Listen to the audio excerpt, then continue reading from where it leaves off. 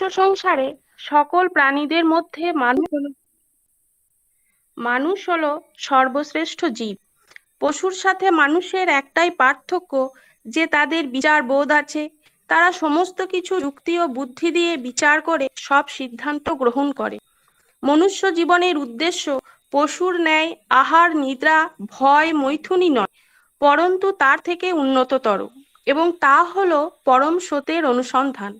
মহাভারতে এই প্রসঙ্গে বলা হয়, নিদ্রা ভয় ও মৈথুন হলো পশু ও মানুষের সাধারণ বৈশিষ্ট্য। মানুষ যখন ধর্মতত্ত্ব সম্বন্ধে তখনই তাদের সঙ্গে পশুর পার্থক্য সূচিত হয়, অন্যথায় তারা পশুর সমান।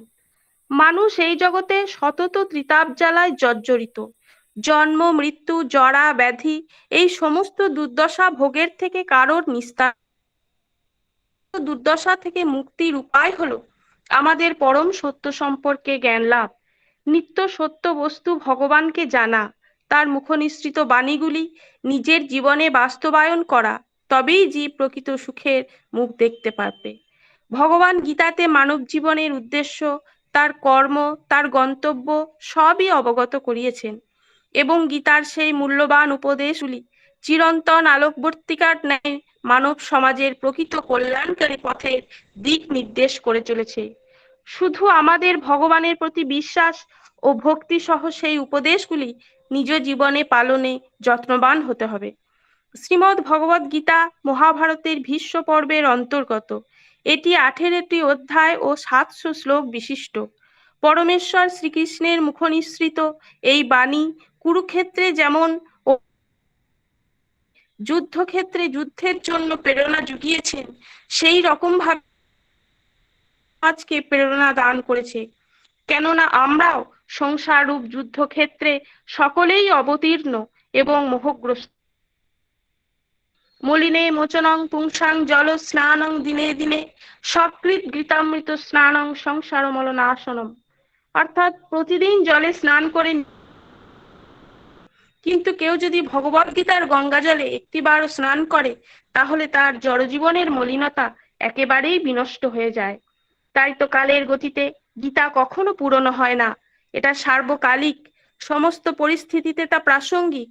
গীতা পাঠ করলে পড়ার প্রয়োজন থাকে না, কেননা গীতাই হলো সকল বৈদিক শাস্ত্রের সার। বর্তমান যুগে মানুষ সদা ব্যস্ত, নিজের ভোগ লালসা চরিতার্থ করার উদ্দেশ্যে সে নিজেকে ভুলেছে, স্বার্থপরতার বেড়াজালে সে আবদ্ধ, চারিদিকে হানাহানি বিশৃঙ্খল অবস্থা। তাই শুধু একটু মানসিক শান্তি লাভের আশায় সে হন্যে হয়ে এদিক ওদিক ছুটে বেড়াচ্ছে। তাই সত্যই যারা সুখী হতে চায়, জীবন সংগ্রামে জয়ী হতে চায়, মূল্যবান উপদেশগুলি মহৌষধ। কুরুক্ষেত্র যুদ্ধের প্রাক মুহূর্তে সমরাঙ্গনে বিরুদ্ধ পক্ষে নিজের আত্মীয় স্বজন গুরু বন্ধুবর্গকে দেখে অর্জুন মোহগ্রস্ত হয়ে যুদ্ধক্ষেত্র পরিত্যাগের সিদ্ধান্ত নেন। তখন ভগবান শ্রীকৃষ্ণ সত্য প্রতিষ্ঠার্থে তাকে ক্ষাত্র ধর্মে উৎসাহিত করে যুদ্ধের জন্য উৎসাহিত করেন। জ্ঞান কর্ম ও ভক্তিযোগ সম্বন্ধে অর্জুনকে শিক্ষা প্রদান করেন এবং বিশ্বরূপ দর্শন করিয়ে অর্জুনের সমস্ত বিষাদ ভয় মোহ দূর করেন। প্রশ্ন প্রথমত, শ্রীমদ্ ভগবদ্গীতা জীবকে তার প্রকৃত ধর্ম সম্পর্কে কি শিক্ষা প্রদান করে? 2 নম্বর প্রশ্ন হচ্ছে, মধ্যে ভগবদ্গীতার বিশিষ্টতা কি? আর এই গবেষণা পদ্ধতিটি কর্মটি সমাজ ও সাহিত্য নির্ভর, তাই এখানে বর্ণনামূলক ও তুলনামূলক গবেষণা পদ্ধতি গৃহীত হবে। ফলাফল কি? বিভিন্ন বৈদিক শাস্ত্রের মধ্যে শ্রীমদ্ ভগবদ গীতা হলো অনন্য এবং অপ্রাকৃত গ্রন্থ। স্বয়ং ভগবান শ্রীকৃষ্ণের মুখনিসৃত বাণী এবং সমস্ত শাস্ত্রের সাররূপে স্বীকৃত এই গ্রন্থ জগৎ শান্তির একমাত্র পন্থা হলো এই শ্রীমদ্ ভগবদ গীতার অনুশীলন। এই মঙ্গল ভাবনার কথা মাথায় রেখেই আমার এই লেখনীর পরিকল্পনা। 5000 বছর আগে ভগবান শ্রীকৃষ্ণ শ্রীমদ্ ভগবদ গীতার সাহায্যে জগৎবাসীকে বিভিন্ন বিষয়ে শিক্ষা দান করে ধন্য করেন, কিন্তু কালের গতিতে মানুষের ধর্মীয় চিন্তা ভাবনার অবক্ষয় ঘটেছে এবং পারমার্থিক জন্য যে কঠোর তপস্যার প্রয়োজন তা এই কলিহত জীবের পক্ষে ভগবান শ্রীকৃষ্ণ শ্রী চৈতন্য মহাপ্রভু রূপে অবতীর্ণ হয়ে অত্যন্ত সহজ পন্থায় জীবকে পারমার্থিক শিক্ষা প্রদান করেছেন। কলিযুগে হরিনাম সংকীর্তনই একমাত্র সেই সহজ পন্থা যার অনুশীলনে জীব উদ্ধার হবে, সকল ক্লেশ থেকে মুক্ত হবে এবং জীবনের শ্রীমদ্ ভগবদ গীতা এমনই এক গ্রন্থ যার শুরু থেকে শেষ পর্যন্ত সুনিয়ন্ত্রিত করে চলেছে।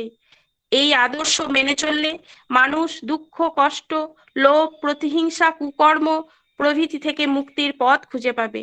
কত বিজ্ঞানী, দার্শনিক, মনীষীগণ, রাজনৈতিক ব্যক্তিত্ব তারা গীতার আদর্শে অনুপ্রাণিত। মহাত্মা গান্ধী, ডক্টর সর্বপল্লী রাধাকৃষ্ণন গীতাকে তাদের জীবনের আদর্শ রূপে স্বীকৃতি দিয়েছেন এবং পাশ্চাত্য মনীষীরাও গীতার উচ্চকণ্ঠে প্রশংসা। আমরাও গীতার এই অমূল্য উপদেশগুলি নিজ জীবনের সার রূপে গ্রহণ করে চিরসুখী হব। ধন্যবাদ।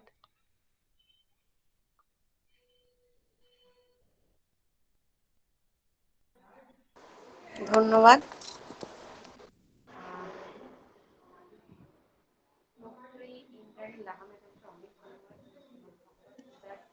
মানব জীবনের কতটা গুরুত্বপূর্ণ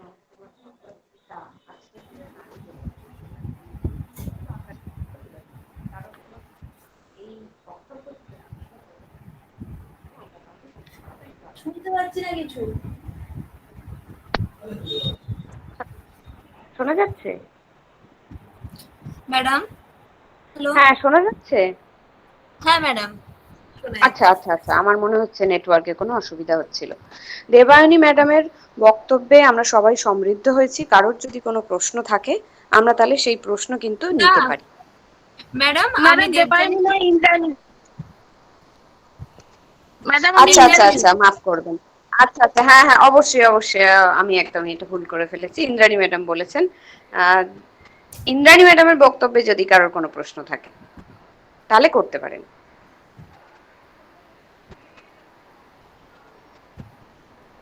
অথবা আমরা আরেকটা জিনিস যেটা করতে পারি সেটা হলো সবার বক্তব্য হয়ে গেলে শেষে যদি কারোর কোনো প্রশ্ন থাকে সেগুলো আমরা আলোচনা করব। তাহলে আমি দ্বিতীয় বক্ত্রীর কাছে চলে যাচ্ছি। দ্বিতীয় বক্ত্রী হলেন দেবায়নী সিংহ। তার বিষয়বস্তু হলো, শিরোনাম হলো অর্থশাস্ত্রে বর্ণিত ধর্মতত্ত্ব আলোচনা। দেবায়নী ম্যাডাম।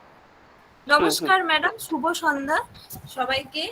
আমার নমস্কার জানিয়ে আমি আমার প্রবন্ধের বিষয় অর্থশাস্ত্রে বর্ণিত ধর্মতত্ত্ব আলোচনা বিষয়টি পাঠ করছি।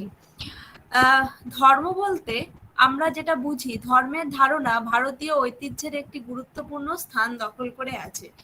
ঐতিহাসিক দিক থেকে এই ধর্মের মূল নিহিত আছে চারটি বেদ সহ শ্রুতিতে মনু, যাজ্ঞবল্ক্য, পরাশর প্রভৃতি ধর্মশাস্ত্রে, পুরাণ, উপপুরাণ, ভগবদ্গীতা, রামায়ণ, মহাভারত, 6টি বেদাঙ্গ, স্বরদর্শন এবং টিকাতে।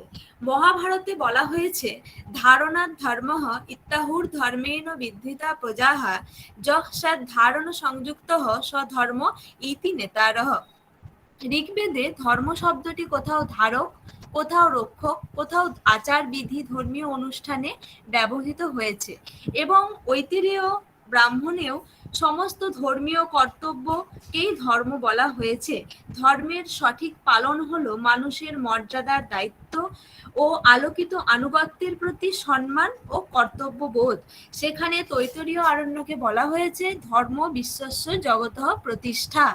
এছাড়াও আচার ও পরমধর্ম, অহিংসা পরমধর্ম এই শ্রুতিগুলি থেকে আমরা এটা বুঝতে পারি যে ধর্মের ধারণা ভারতীয় সমাজের রক্ষণে গুরুত্বপূর্ণ ভূমিকা পালন করে চলেছেন। মহামতি কৌটিল্যের সময় থেকে সেই কৌটিল্য যুগেও মহামতি কৌটিল্য ধর্মের ওপর ভিত্তি করেই তিনি সমাজের রক্ষণকে ধরে রেখেছিলেন। আচার্য কৌটিল্য খ্রিস্টপূর্ব 4র্থ শতাব্দীতে অর্থশাস্ত্র রচনা করেছিলেন। তিনি ব্যক্তিগতভাবে আমরা তার সম্পর্কে জানতে গেলে বলি, তিনি ছিলেন নন্দ বংশের উচ্ছেদকারী এবং মৌর্য বংশের প্রতিষ্ঠাতা। তার চিন্তা ভাবনার মধ্যে বর্তমান যুগের তত্ত্ব অনুসারে বৈজ্ঞানিক বিশ্লেষণ ধারানুসারী হলেও সম্পূর্ণভাবে অভিজ্ঞতা ভিত্তিক এবং বাস্তবসম্মত ছিল। কিন্তু তিনি সমস্ত কিছুই ধর্মের ওপর ভিত্তি করেই করেছিলেন। এখানে একটা কথা বলা যায় যে কৌটিল্য কেন এই শাস্ত্রটি অর্থশাস্ত্র নাম দিয়েছেন। আমাদের যে ত্রিবর্গ আছে, ধর্ম, অর্থ, কাম, এই ত্রিবর্গের মধ্যে তিনি অর্থকে প্রাধান্য দিতেন, কিন্তু তিনি সবকিছু, এখানে অর্থ বলতে সম্পদ অর্থে স্বীকৃত নয়, এখানে অর্থ হয়েছে মনুষ্যগণের সম্পদ উৎপাদনকারী যে ভূমি, তাকে আমরা ধর্ম বলি। মনুষ্যানাং বৃত্তির অর্থ মনুষ্যবতী ভূমি ইত্যর্থ। তস্য পৃথিবী লাভ পালন পায় শাস্ত্রম অর্থশাস্ত্র মৃতি। সর্বদাই কৌটিল্য অর্থশাস্ত্রকে ধর্মের ভিত্তিতে দেখাতে চেয়েছেন। মহামতি কৌটিল্য ছিলেন সনাতন ধর্মপন্থী। তিনি সর্বদাই অর্থশাস্ত্রের ধর্মের ভিত্তি দেখানোর চেষ্টা করেছেন। তিনি রাজনীতি, ব্রাহ্মণাদি চতুর্বর্ণের ও ব্রহ্মচর্যাদি চতুরাশ্রমের স্বধর্ম পালনের ওপর প্রতিষ্ঠা করেছেন। তিনি সনাতন ধর্মের ওপর বৌদ্ধ ও জৈন প্রভাব রোধ করার জন্য রাজশাসনের কঠোরতার মাধ্যমে সমাজে বর্ণাশ্রম রক্ষার উপদেশ দিয়েছেন। ধর্ম রক্ষার প্রয়োজনে বর্ণাশ্রম ধর্মগুলির পালনীয় কর্তব্য সুনির্দিষ্ট করেন এবং ত্রিবর্গের সংরক্ষণে অর্থশাস্ত্র যে বিশেষ ভূমিকা পালন করে তা উল্লেখ করেন। ভারতীয় সংস্কৃতি ও ধর্মের রক্ষা, সুশাসন, অধিকার, কর্তব্য এই নৈতিক নীতিতে সমৃদ্ধ। আমরা জানি আমাদের ভারতীয় সমাজ 4টি বর্ণ এবং 4টি আশ্রম দ্বারা আবৃত, এবং এই ভারতীয় সমাজের মেরুদণ্ড হলো 4টি বর্ণ এবং আশ্রম। এই বর্ণাশ্রম ধর্মের যথাযথ পালন, সুশাসন, ভারতীয় সমাজের রক্ষণ, অর্থশাস্ত্র, এইসব রক্ষণের জন্য আমাদের মধ্যে অর্থশাস্ত্রের জ্ঞান আবশ্যক। মহামতি কৌটিল্য এখানে অর্থশাস্ত্রের ধর্মের রক্ষণের ভিত্তি হিসেবে তিনি ত্রয়ী ধর্মকে দেখিয়েছেন। আমরা যদি ত্রয়ী ধর্মের কথা বলি তাহলে আমরা সামবেদ, ঋগ্বেদ, যজুর্বেদ, সামবেদ, আমরা এই 3 বেদের ওপর ভিত্তি করে তিনি যে অর্থশাস্ত্র আলোচনা করেছেন এবং সমস্ত সমাজ রক্ষণে ত্রিবর্গের যে বিশেষ ভূমিকা, সেই ভিত্তিতে বা সমস্ত ত্রিবর্গ কিভাবে সমাজ রক্ষণ করে থাকে সেই বিষয়ে আলোচনা করা হয়েছে। প্রজাদের এছাড়াও তিনি রাজ্যে রাজার পালনীয় কর্তব্য উল্লেখ করেছেন। সমাজের প্রতি প্রকৃত কর্তব্য পালনই হলো রাজার রাজধর্ম। ভগবান মনু সংহিতাতে বলেছেন, রাজধর্মান প্রবেক্ষ্যামি যথাবৃত্ত ভবেন নৃপঃ সম্ভবশ্চ যথাতশ্চ সিদ্ধিশ্চ পরমা যথা। প্রজাদের জীবন ও সম্পত্তি রক্ষার জন্য সমাজ স্বীকৃত প্রয়োগ, পালন ও ধর্মের রক্ষণই রাজার কর্তব্য। কৌটিল্য অর্থশাস্ত্রে বর্ণিত 4টি বর্ণাশ্রমের পরিপালন ও রাজ্যে স্বধর্ম রক্ষা ও পরিচালনায় রাজার ভূমিকা, এই বিষয়টি তিনি সমগ্র অর্থে তার দ্বারা সমাজের রক্ষণ এই বিষয়টি আলোচনা করেছেন। এবং আমার শোধ নিবন্ধের বিশেষ বিষয় হলো এটি, ত্রয়ী ও স্বধর্ম। অর্থশাস্ত্র হলো ধর্মশাস্ত্রের অংশ বিশেষ। ধর্মশাস্ত্রের অন্তর্গত বেদ হলো শ্রুতি, স্মৃতি শাস্ত্র, ধর্মসূত্র, অর্থশাস্ত্র, এই শব্দগুলি, এই সব বিষয়গুলির ওপর শতাব্দীর পর শতাব্দী ধরে অনেক সাহিত্য রচনা হয়েছে, যার মর্মার্থ প্রাক আধুনিক যুগে থাকলেও তা ধর্মশাস্ত্রেরই অংশ। বেদে ধর্মের নিয়মাবলীগুলি বিধিবদ্ধভাবে না থাকলেও ধর্মের মূল উৎস হল বেদ। কৌটিল্য দাবি করেছেন ধর্মের উৎপত্তি বেদ থেকেই হয়েছে। তিনি ত্রয়ী শব্দটির দ্বারা 3 বেদকে বুঝিয়েছেন, ঋক, সাম, যজু, সমগ্র যজুর্বেদা ত্রয়স্ত্রয়ী। তিনি অথর্ব বেদ ও ইতিহাসকেও শ্রেণীভুক্ত করেছেন। 4টি বেদ ও ইতিহাস জ্ঞানের প্রাথমিক উৎস। অথর্ব বেদে ইতিহাস ও বেদৌ চ বেদাহা, সমগ্র কিছু। পরবর্তীকালে মহামতি কৌটিল্য জ্ঞানের উৎস ব্যাখ্যা করতে গিয়ে তিনি বেদাঙ্গগুলিকেও সংযুক্ত করেছেন, এবং আমরা বেদকে ভালোভাবে জানতে গেলে আমাদের বেদাঙ্গগুলির জ্ঞান থাকাও প্রয়োজন। মহামতি কৌটিল্য অর্থশাস্ত্রে জ্ঞানের উৎস হিসেবে ত্রয়ী দ্বারা পরিচালিত দায়িত্ব ও কর্তব্যের ওপর জোর দিয়েছেন।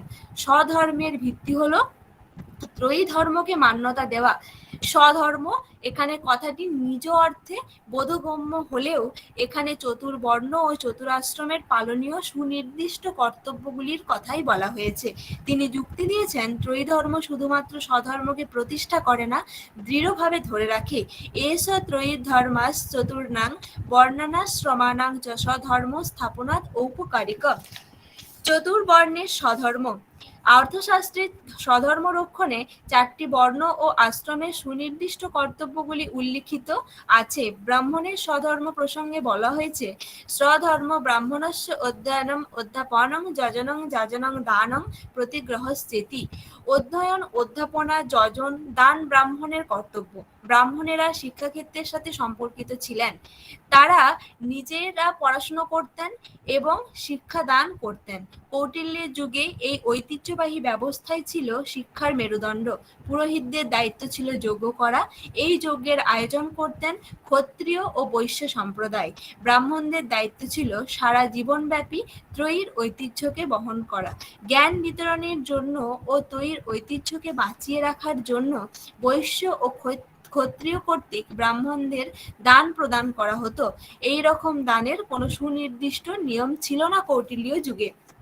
বৈদিক উৎসর্গ প্রক্রিয়ায় ঋত্বিকদের সম্মান প্রদর্শন হিসেবে দক্ষিণাদান ছিল যজ্ঞের অবিচ্ছেদ্য অঙ্গ। কৌটিল্য যুগে ব্রাহ্মণরা সমস্ত রকম শাস্তি থেকে মুক্ত ছিলেন স্বধর্ম এবং তারা বিশেষ স্থান অর্জন করতেন। এছাড়াও আমরা স্বধর্ম রক্ষণে ক্ষত্রিয়ের যে ধর্ম, সেই হচ্ছে সমাজ রক্ষণে ক্ষত্রিয় স্বধর্ম প্রসঙ্গে বলেছেন, নিজের দান করা, অধ্যয়ন করা, নিজের জন্য যজ্ঞ করা, প্রজা রক্ষণে এই কর্তব্যগুলি পালন করা হতো। ক্ষত্রিয়স্য অধ্যয়নং যজনং দানং শাস্ত্রজীব ভূত রক্ষণং চ। ক্ষত্রিয়েরা ব্রাহ্মণের থেকে যুদ্ধনীতি, অস্ত্রধারণ, রাজনীতি, প্রশাসন সম্পর্কে শিক্ষা গ্রহণ করত। বিদ্বজন থেকে দান করা, যজ্ঞ করা, জ্ঞান লাভ করতেন। ক্ষত্রিয়দের মূল কর্তব্য ছিল অস্ত্রের দ্বারা জীবন ও জীবিকা নির্বাহ করা এবং রাজ্যের সুরক্ষার বিশেষ দায়িত্ব ক্ষত্রিয়দেরকেই নিতে হতো। বৈশ্যদের স্বধর্ম প্রসঙ্গে তিনি বলেছিলেন, বৈশ্যস্য অধ্যয়নং যজনং দানং কৃষি পশু পাললে বাণিজ্যা চ।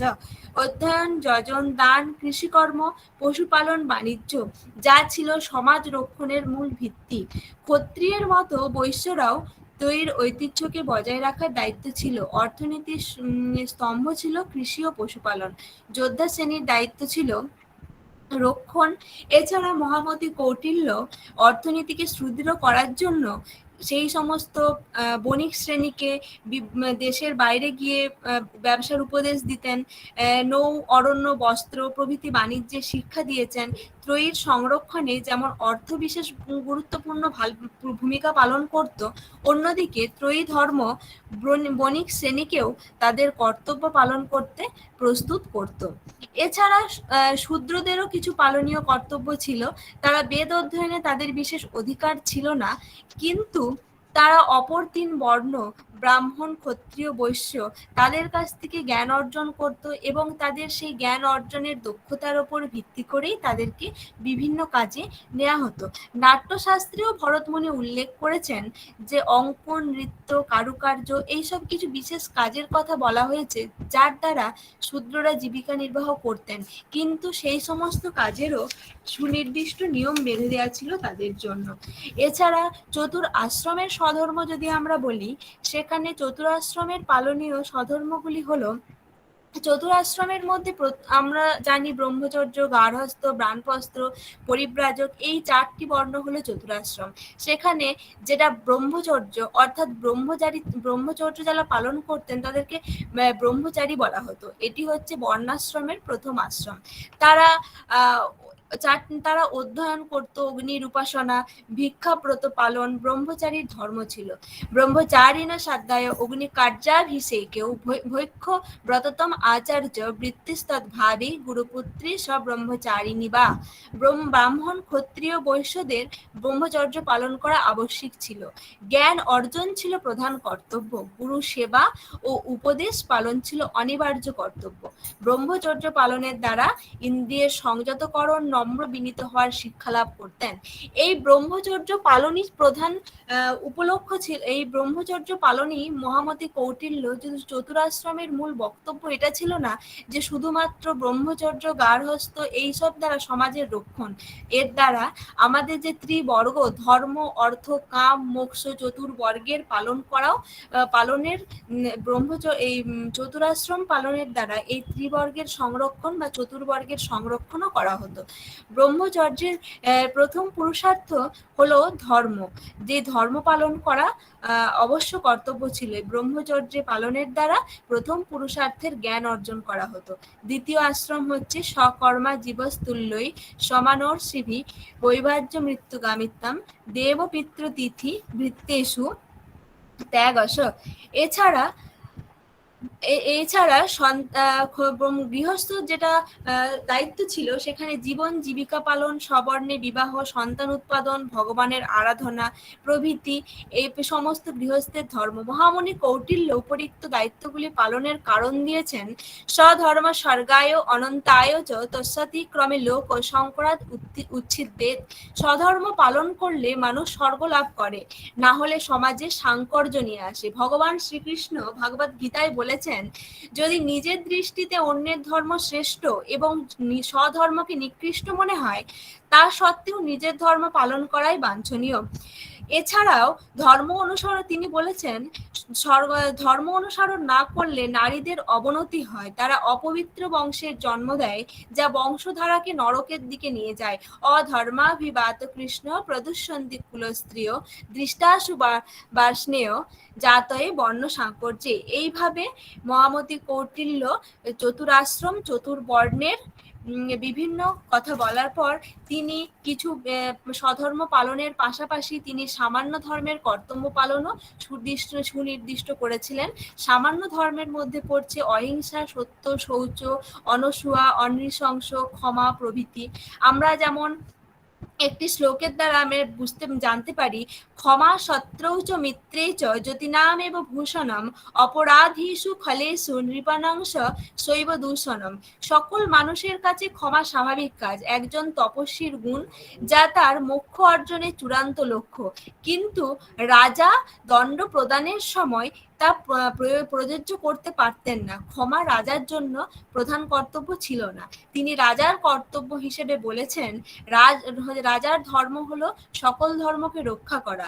ব্যবহার, বিবাদ, দণ্ড প্রভৃতিগুলি ছিল অঙ্গাঙ্গিভাবে যুক্ত এবং রাজার প্রধান কর্তব্য ছিল প্রাণীবর্গকে স্বধর্মচ্যুত না হয় সেদিকে লক্ষ্য রাখা, সকলকে স্বধর্ম অনুষ্ঠানে নিযুক্ত করা।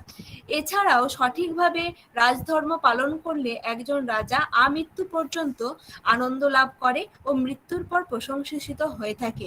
এছাড়া রাজা যদি দণ্ডনীতির অপব্যবহার করে থাকে, তা বানপ্রস্থ আশ্রম এবং পরিব্রাজকদের ক্রোধের এবং গৃহস্থের হতাশার কারণ হয়ে দাঁড়ায়, যা সমস্ত কিছুকে সমাজের পতনের মূল কারণ হয়ে দাঁড়ায়। যথার্হ দণ্ডের রূপায়ণের দ্বারা প্রজারা খুব সহজ এবং স্বয়ংক্রিয়ভাবে রাজার আদেশ পালনে অভ্যস্ত হয়ে যায়।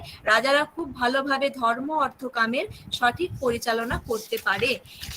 উপসংহারে এটাই বলতে পারি যে মহামতি কৌটিল্য সমাজ সদাচার প্রতিষ্ঠার জন্য ও ত্রয়ী ধর্ম সংরক্ষণের জন্য দুটি পন্থার অবলম্বন দিয়েছেন, একটি রাজধর্ম, অপরটি মনুষ্য ধর্ম। সামগ্রিক পদ্ধতিতে রাজা হলেন রূপায়ণকারী, রক্ষাকারী, পরিচালনাকারী, প্রজারা হলেন অনুসরণকারী, অনুগতকারী মানুষের উদ্দেশ্যে মহামতি কৌটিল্য বলেছেন, ব্যবস্থিতার্য মর্যাদা কৃতবর্ণাশ্রম স্থিতি ত্রজ্জা হি রক্ষিত লোক প্রসিদতি ন সিদতি। অর্থাৎ চারটি বর্ণ আশ্রমের মানুষেরা ত্রয়ী দ্বারা সর্বদা সুরক্ষিত সমৃদ্ধ হয়, কখনো ধ্বংস হয় না। একজন যোগ্য ও প্রজ্ঞাশীল রাজাকে তিনি বলেছেন, চতুর্বর্ণাশ্রমালোকে লোক রাজ্ঞা দণ্ডেন পালিতঃ স্বধর্ম কর্মাভিরত বর্ততে সেসু দেশমাসু। অর্থাৎ যথাযথ দণ্ডনীতি পরিপালিত চারটি বর্ণাশ্রম ও মানুষ গভীরভাবে রাজার সাথে সংযুক্ত থাকে। নমস্কার, ধন্যবাদ। অনেক ধন্যবাদ দেবায়নী মহাশয়কে। আমার একটা ছোট্ট সংযোজন এখানে আছে, সেটা হলো ম্যাডাম খুব ভালোভাবে কৌটিল্যের অর্থশাস্ত্রে দুটো সংজ্ঞা কিন্তু আমরা এখান থেকে পাচ্ছি অর্থের। মানে একটা হচ্ছে মনুষ্যানাং বৃত্তি, সেটা খুব সুন্দর করে আপনি বলেছেন, আমার খুবই ভালো লেগেছে। এবং তার সাথে যেটা আরেকটা সংজ্ঞা পড়ে থাকছে, সেই মনুষ্যবতী ভূমি। তো মনুষ্যানাং বৃত্তিতে যা যা আসছে সবগুলোই ধর্মতত্ত্বের মধ্যে ঢুকেও পড়ছে এবং সেটা খুব সুন্দরভাবে এখানে আলোচিত হয়েছে। কিন্তু কোথাও একটা আমরা প্রত্যেকেই বোধহয় খুব সচেতন ভাবে হয়তো করি না, কিন্তু এই মনুষ্যানাং ভূমি মানে সেই ভূমির সাথে যুক্ত সম্পদ, তার কৃষিজ, তার প্রাণীজ, প্রত্যেকটা যে সম্পদ সেগুলোকে যে অর্থের সংজ্ঞা দিচ্ছেন কৌটিল্য, সেইটাকে যদি একটু যদি মনে হয় কখনো যদি সংযোজন করেন, আমার মনে হয় এই গবেষণাপত্রটা খুব ভালো একটা রূপ নেবে। ধন্যবাদ দেবায়নী ম্যাডামকে। আর এর হ্যাঁ হ্যাঁ হ্যাঁ বলুন। আচ্ছা, আর ম্যাডাম ধন্যবাদ। তৃতীয় বক্তা অসিত কুমার সাউ কি উপস্থিত আছেন আমাদের মধ্যে? আমার মনে হচ্ছে তিনি নেই।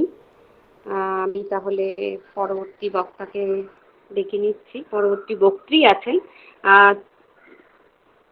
দেবশ্রী গিরি ম্যাডাম। আছেন দেবশ্রী গিরি ম্যাডাম? হ্যাঁ ম্যাডাম, রয়েছি। হ্যাঁ হ্যাঁ হ্যাঁ, আপনি আপনার গবেষণাপত্রটা পাঠ করতে পারেন। নমস্কার ম্যাডাম, শুভ সন্ধ্যা সবাইকে। আমার স্যারও আছেন এখানে, উত্তম বাবু। সবাইকে যথাযোগ্য সম্মান জানাচ্ছি। আমার বিষয় হলো বিশ্বজনীন চিন্তনে বৈদিক সাহিত্য ও ভারতীয় দর্শনের প্রাসঙ্গিকতা, একটি বিশ্লেষণাত্মক পর্যালোচনা। ভারত বৈচিত্র্যপূর্ণ দেশ। প্রতিটি মানুষের সংস্কৃতি বৈচিত্র্যময়। সংস্কৃতি মানুষকে সুন্দর করে। বৈদিক যুগ পরবর্তী রামায়ণ মহাভারতের যুগ থেকে শুরু করে বর্তমান মানবের সংস্কার ভিন্ন ভিন্ন। মনুষ্য জাতির প্রথম গ্রন্থ এবং মানবীয় যে সভ্যতা সংস্কৃতি, তার নিদর্শন বেদ। বৈদিক সাহিত্য, ভারতীয় দর্শন তথা সমগ্র সংস্কৃত সাহিত্যে সমুন্নত সংস্কৃতির পরিচয় পাওয়া যায়।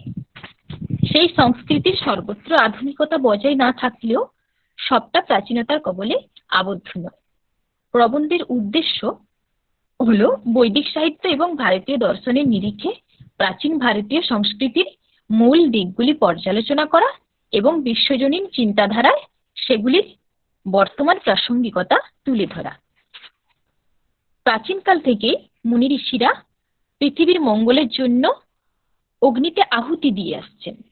প্রকৃতি থেকে আগত বিপদের আশঙ্কায় তারা ভয়ভীত হয়ে প্রাকৃতিক যে উপাদানগুলি রয়েছে তাদের দেবতা জ্ঞানে পুজো করে এসছে। ক্রমশ ভয় থেকে শ্রদ্ধা ভক্তির জন্ম নেয়। প্রাকৃতিক উপাদানগুলির সুরক্ষার ভাবনা তাহলে দেখা গেল সে অতীত কাল থেকেই বর্তমান ছিল। এখানেও আমরা সংস্কার খুঁজে পাচ্ছি। পৃথিবীর কবি ভূমিদেবের কাছে নতজানু হয়ে প্রার্থনা করেছেন। গৃহপালিত পশু, অরণ্য পশু, এমনকি অশুভ রাক্ষসাদির রক্ষার জন্য প্রার্থনা করেছেন।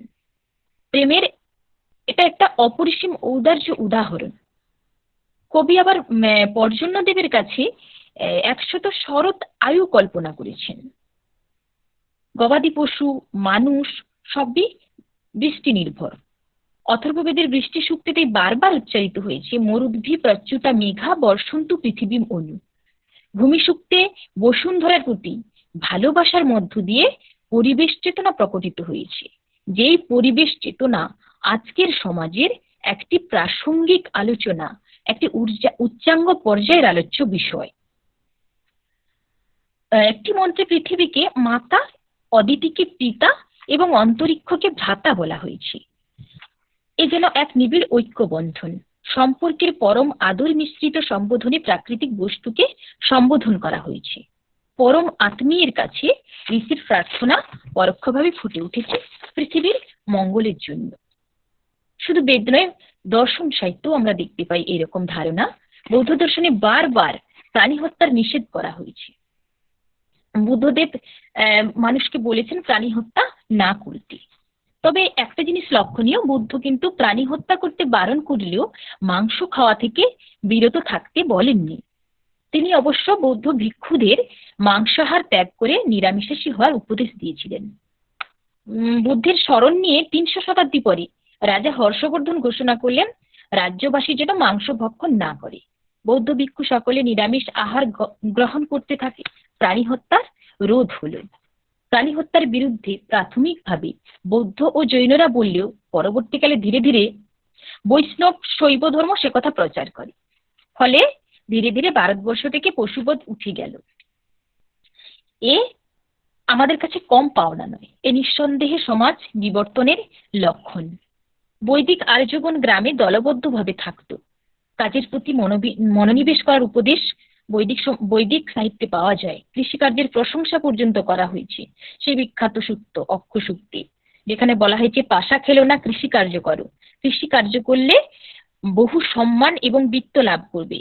আত্মসম্মান বোধাত্মক পরামর্শ বেদের মন্ত্রের মাধ্যমে এখানে ঋষি করেছেন। অবশ্যই এর প্রাসঙ্গিকতা রয়েছে, কেননা এখন প্রায়শই দেখা যায় আত্মসম্মান বোধ এবং নৈতিকতার অভাবে নানা রকম অসৎ কার্যে জড়িয়ে পড়ছে মানুষ। অল্প পরিশ্রম করে বেশি বেশি মুনাফা লাভের প্রচেষ্টায় মরিয়া হয়ে উঠছে। আজকাল সভ্য ভদ্র সমাজে মদ্যপান সর্বজনের কাছে আদরণীয় হয়ে উঠেছে। তবে সেকালেও প্রাচীনকাল থেকে সুরাপানের প্রচলন ছিল। বৈদিক যুগে দুগ্ধ, মধু ইত্যাদির মতো সুরাপানও প্রচলিত ছিল। তবে একটা পার্থক্য যে সোম এবং সুরা সকল বর্ণের জন্য নির্দিষ্ট ছিল না। দেবতাদের উদ্দেশ্যে সোমরস অর্পণ করা হতো এবং যজ্ঞাবসানে পুরোহিতগণ অবশিষ্ট সোমরস পান করতেন। আর ক্ষত্রিয়গণের পেয় ছিল সুরা। সে যুগে অবশ্য পুত্র সন্তানের গুরুত্ব কন্যা সন্তানের থেকে অনেক বেশি ছিল। পুত্র কামনার যে আকুলতা তা কন্যা সন্তানের থেকে অনেক বেশি। কন্যা সন্তানের জন্য আকুলতা প্রায় নেই বললেই চলে। তবে বৃহদারণ্যক উপনিষদে অবশ্য পণ্ডিতা কন্যা লাভের জন্য অনুষ্ঠানের বিবরণ আছে। যেমন ভাবে পুত্র সন্তানের জন্য আকাঙ্ক্ষা রয়েছে বেশি, আবার যজ্ঞে নরবলি হিসাবে পুত্র সন্তানকে বলি দেওয়ার রীতিও কিন্তু তখন ছিল। শুনশ্বেপ আখ্যানে সে মর্মান্তিক ধারণার পরিচয় পায়, যদিও শেষ পর্যন্ত শুনশ্বেপকে বধ করা হয়নি। তবে সচরাচর পশু বলির রেওয়াজ ছিল, যা নৈতিক মানদণ্ডের বিচারে একেবারেই নিন্দনীয়। তবে বর্তমানেও যে সেই রীতি একেবারে লুপ্ত হয়ে গেছে তা কিন্তু নয়। শুধুমাত্র প্রাণ ধারণের জন্য পশুপক্ষী বদ্ধ হয় তা নয়, বিভিন্ন আনুষঙ্গিক কর্মে ধর্মীয় রীতিনীতির সামনে মাথা নত করে পাপ পুণ্যের বালাই না করে অকাতরে পশুবধ অনেক ক্ষেত্রে লক্ষ্য করা যায়।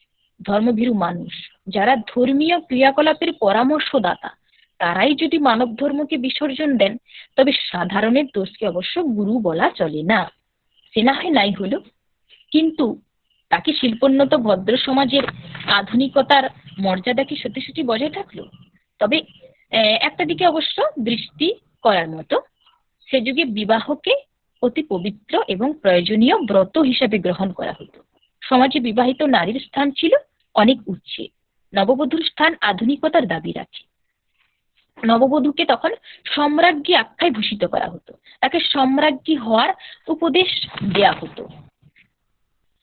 এ অবশ্যই আধুনিক সমাজের পরিচয় বহন করে।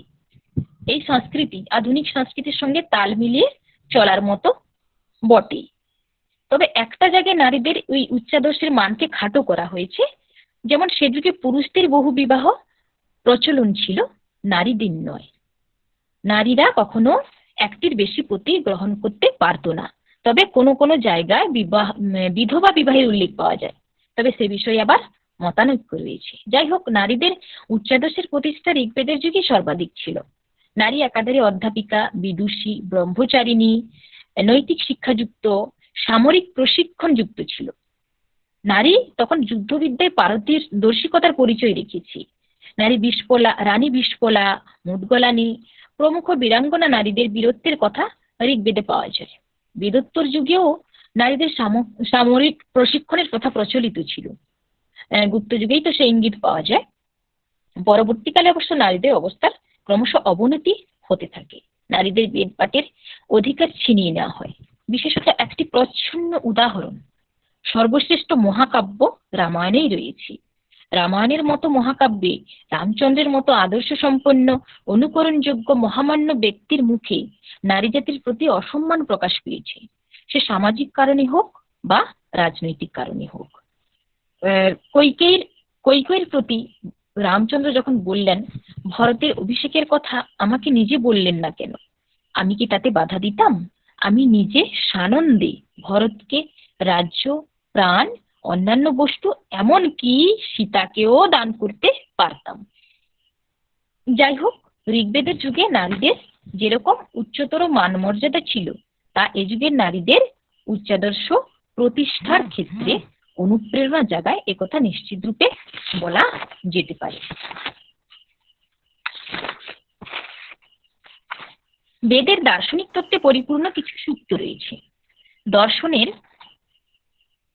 আস্তিক নাস্তিক মিলিয়ে 9টি দর্শন, শুধু আস্তিক নয়, নাস্তিক দর্শন। বিশেষ করে স্বয়ং বুদ্ধদেবও বেদের দার্শনিক তত্ত্বের বিরোধিতা করার মতো দুঃসাহসিকতা দেখাতে পারেননি।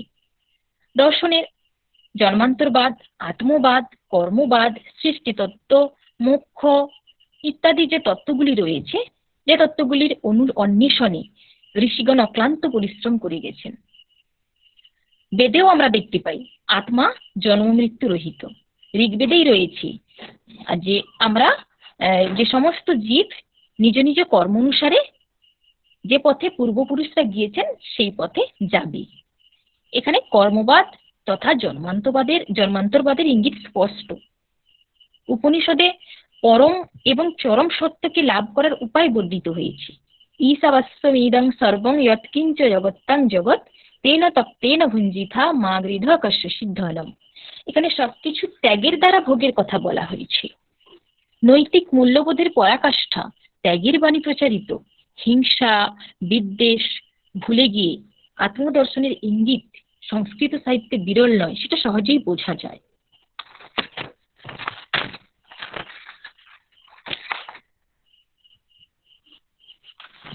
আরেকটি তত্ত্ব দর্শনের সৃষ্টিতত্ত্ব। সৃষ্টিতত্ত্বের কথা বলতে গেলে প্রথমে সেই জিজ্ঞাসা, কুত অয়ং বিসৃষ্টি। নাসদীয় সূক্তে বলা হয়েছে নাসদাসীন্য সদাসিত্তদানি ইত্যাদি। আবার পুরুষ সূক্তে বলা হয়েছে পুরুষ এবেদং সর্বং চন্দ্রমা মনসজাত ইত্যাদি মন্ত্রগুলি আমাদের স্মৃতিতে আসে। সৃষ্টি বিষয়ক সূক্তের মধ্যে পুরুষ সূক্ত, কাল সূক্ত, নাসদীয় সূক্ত, হিরণ্যগর্ভ সূক্ত ইত্যাদি সূক্তে সৃষ্টিকর্তা রূপে যেমন পুরুষকে প্রাধান্য দেওয়া হয়েছে, সেরকম বাঘ প্রভৃতি সূক্ত রয়েছে যেখানে নারীকে প্রাধান্য দেওয়া হয়েছে। অম্ভৃণ ঋষির কন্যা বাঘ বলেছেন অহং রাষ্ট্রী সঙ্গমণি ইত্যাদি। এখানে সৃষ্টিকর্ত্রী হিসাবে তিনি দাবি করেছেন নিজেকে। আবার সাংখ্য দর্শনের দিকে দৃষ্টি দিলে আমরা দেখতে পাই সাংখ্য দর্শনে বলা হয়েছে প্রকৃতি সৃষ্টিকর্ত্রী, তিনি সৃষ্টির মূল। প্রকৃতি স্ত্রীলিঙ্গ শব্দ, প্রকৃতিকে সৃষ্টিকর্ত্রী বলা হয়েছে। এখানেও কিন্তু আমরা পরোক্ষভাবে পরোক্ষভাবে নারীকেই প্রাধান্য দেওয়া হয়েছে। তাহলে সৃষ্টিকর্ত্রী হিসাবে বেদে যেমন, দর্শনে যেমন, তেমনই ভাবে নারীকেও প্রাধান্য দেওয়া হয়েছে। একাধারে পুরুষ একাধারে নারী, কোনো অংশেই কম নয়। নারী কোনো অংশেই কম নয়। এ কিন্তু অবশ্যই সমাজ পরিবর্তনে এবং পরিবর্ধনে এই দিকগুলি অগ্রগণ্য ভূমিকা গ্রহণ করে।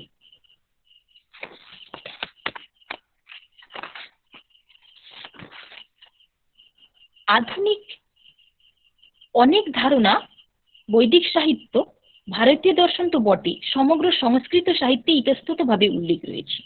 উদাহরণস্বরূপ আমরা বলতে পারি বৈশেষিক দর্শনে বলা হয়েছে সংযোগ বিভাগ বেগানাং কর্ম সমানম।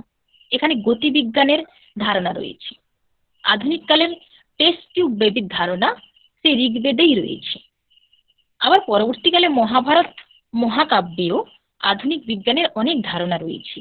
যেমন জীববিজ্ঞানে যা সালোক সংশ্লেষ নামে পরিচিত, তার ধারণা মহাভারতে রয়েছে। তেন তজ্জলানাম আদত্ত ইত্যাদি শ্লোকে। সংস্কৃত সাহিত্যের পবিত্র ধর্মগ্রন্থ হলো গীতা। তাতে সংস্কৃতির নিদর্শন সর্বত্র। সেখানে ক্ষমাশীল, সুখ দুঃখে সমভাবাপন্ন, যোগী হওয়ার নির্দেশ রয়েছে। তাহলে বিশ্ব মৈত্রী, বিশ্বের শান্তি স্থাপনে যেসব গুণাবলী বা বিবেক প্রয়োজন, যা আজকের মানুষের মধ্যে কোনো কোনো জায়গায় আমরা অভাব দেখতে পাই, সংস্কৃত সাহিত্যের এখানে প্রাসঙ্গিকতা রয়েছে বইকি। পরিশেষে আমরা বলতে পারি বিশ্ব চেতনা, বিশ্ব মৈত্রী, বিশ্ব বন্ধন, বিশ্ব বিবেকের বাণী সংস্কৃত সাহিত্যের সর্বত্রই ছত্রে ছত্রে আমরা দেখতে পাই। ধর্মের বিভিন্ন দিকগুলি যেমন সত্য, অহিংসা, অস্তেয়, অপরিগ্রহ, পঞ্চমহাযজ্ঞ শুধু প্রাচীনকালই নয়, পরবর্তীকালের মহাকাব্যিক যুগেও প্রাসঙ্গিকতার দাবি রাখে। ভারতীয় দার্শনিকগণ সমাজ পরিবর্তনের ক্ষেত্রে এই নীতিগুলি রূপায়ণের উপর জোর দিয়েছেন। বৌদ্ধ জৈনদের দর্শনে জীবনের চরম নীতিমূলক অভ্যাসগুলি বারংবার পালনের নির্দেশ দেওয়া হয়েছে। বিশেষ করে বেদান্ত দর্শনে ধারণাগুলি জীবনে বেশি করে প্রয়োগ করতে হবে বর্তমান সমাজ পরিবর্তনের ক্ষেত্রে, যেগুলির প্রয়োজনীয়তা বেশি। প্রাচীন ধর্মগ্রন্থগুলিতে ধর্ম, অর্থ, কাম, মোক্ষ চারটি পুরুষার্থের উল্লেখ পাওয়া যায়। চার্বাক দর্শনে অবশ্য অর্থ, কাম এই দুটি পুরুষার্থ স্বীকার করা হয়েছে। যাই হোক, চারটি পুরুষার্থের সঙ্গে আজকের মানুষ কোনো না কোনো ভাবে জড়িয়ে আছে। শুধু মোক্ষের দিকে ঝোঁক অল্প পরিসর, তবে একেবারেই যে চেষ্টা নেই তা বলা চলে না। আর ধর্মের লোকজন তো রয়েছে, ভালো-মন্দ মিশিয়ে সে যুগে এ যুগেও। বর্তমান দিনের মানুষের মানবিক মানসিকতার অবক্ষয় যেমন কিছুটা হয়েছে, তবে অন্যধারে আবার উন্নত প্রযুক্তিবিদ্যায়, বিভিন্ন বৈজ্ঞানিক আবিষ্কারেও মানুষের যে দক্ষতা সেটাও দেখতে পাওয়া যায়। তাই তখনকার সংস্কৃতি যা বৈদিক এবং ভারতীয় দর্শন তথা সমগ্র সংস্কৃত সাহিত্যে পাওয়া যায়, এ যুগের মানব সভ্যতার পরিবর্ধনের পথপ্রদর্শক এ নিশ্চয়ই বলা যায়। নমস্কার। ধন্যবাদ দেবশ্রী মহাশয়কে। আমাদের মধ্যে ডক্টর উত্তম বিশ্বাস আমাদের মধ্যে উপস্থিত হয়েছেন, আমি তাকে স্বাগত জানাই। উত্তম দা, শোনা যাচ্ছে? শোনা যাচ্ছে। আমি সভাপতিত্ব ভার গ্রহণ করেছিলাম মাত্র, কিন্তু এখন আমি যে এটার অধিকারী আর কি, আমি তাকেই সেই ভার ন্যস্ত করছি। আমি উত্তম দাকে অনুরোধ করছি তিনি পরবর্তী সভার পরিচালনা করবেন। উত্তম দা, আমি পরিচয় একদম আগে দিয়ে দিয়েছি। হ্যাঁ হ্যাঁ, ঠিক আছে। আসলে বৃষ্টিটা মাঝখানে এসে গেল বলে একটু দেরি হলো, না হলে ঠিক টাইমে চলে আসতাম। আচ্ছা, দেবশ্রী ম্যাডামের কাছে একটা প্রশ্ন আছে, মহিদাস স্যার করেছেন। সেটা হলো, বৈদিক কালের নারীদের অবস্থা ধর্মশাস্ত্রের যুগে কি তা বজায় ছিল? এ বিষয়ে কোনো মতামত রয়েছে? আমারও এরপরে একটা প্রশ্ন থাকবে দেবশ্রী মহাশয়ের কাছে, তো এই প্রশ্নটার আগে যদি একটু আলোচনা হয়।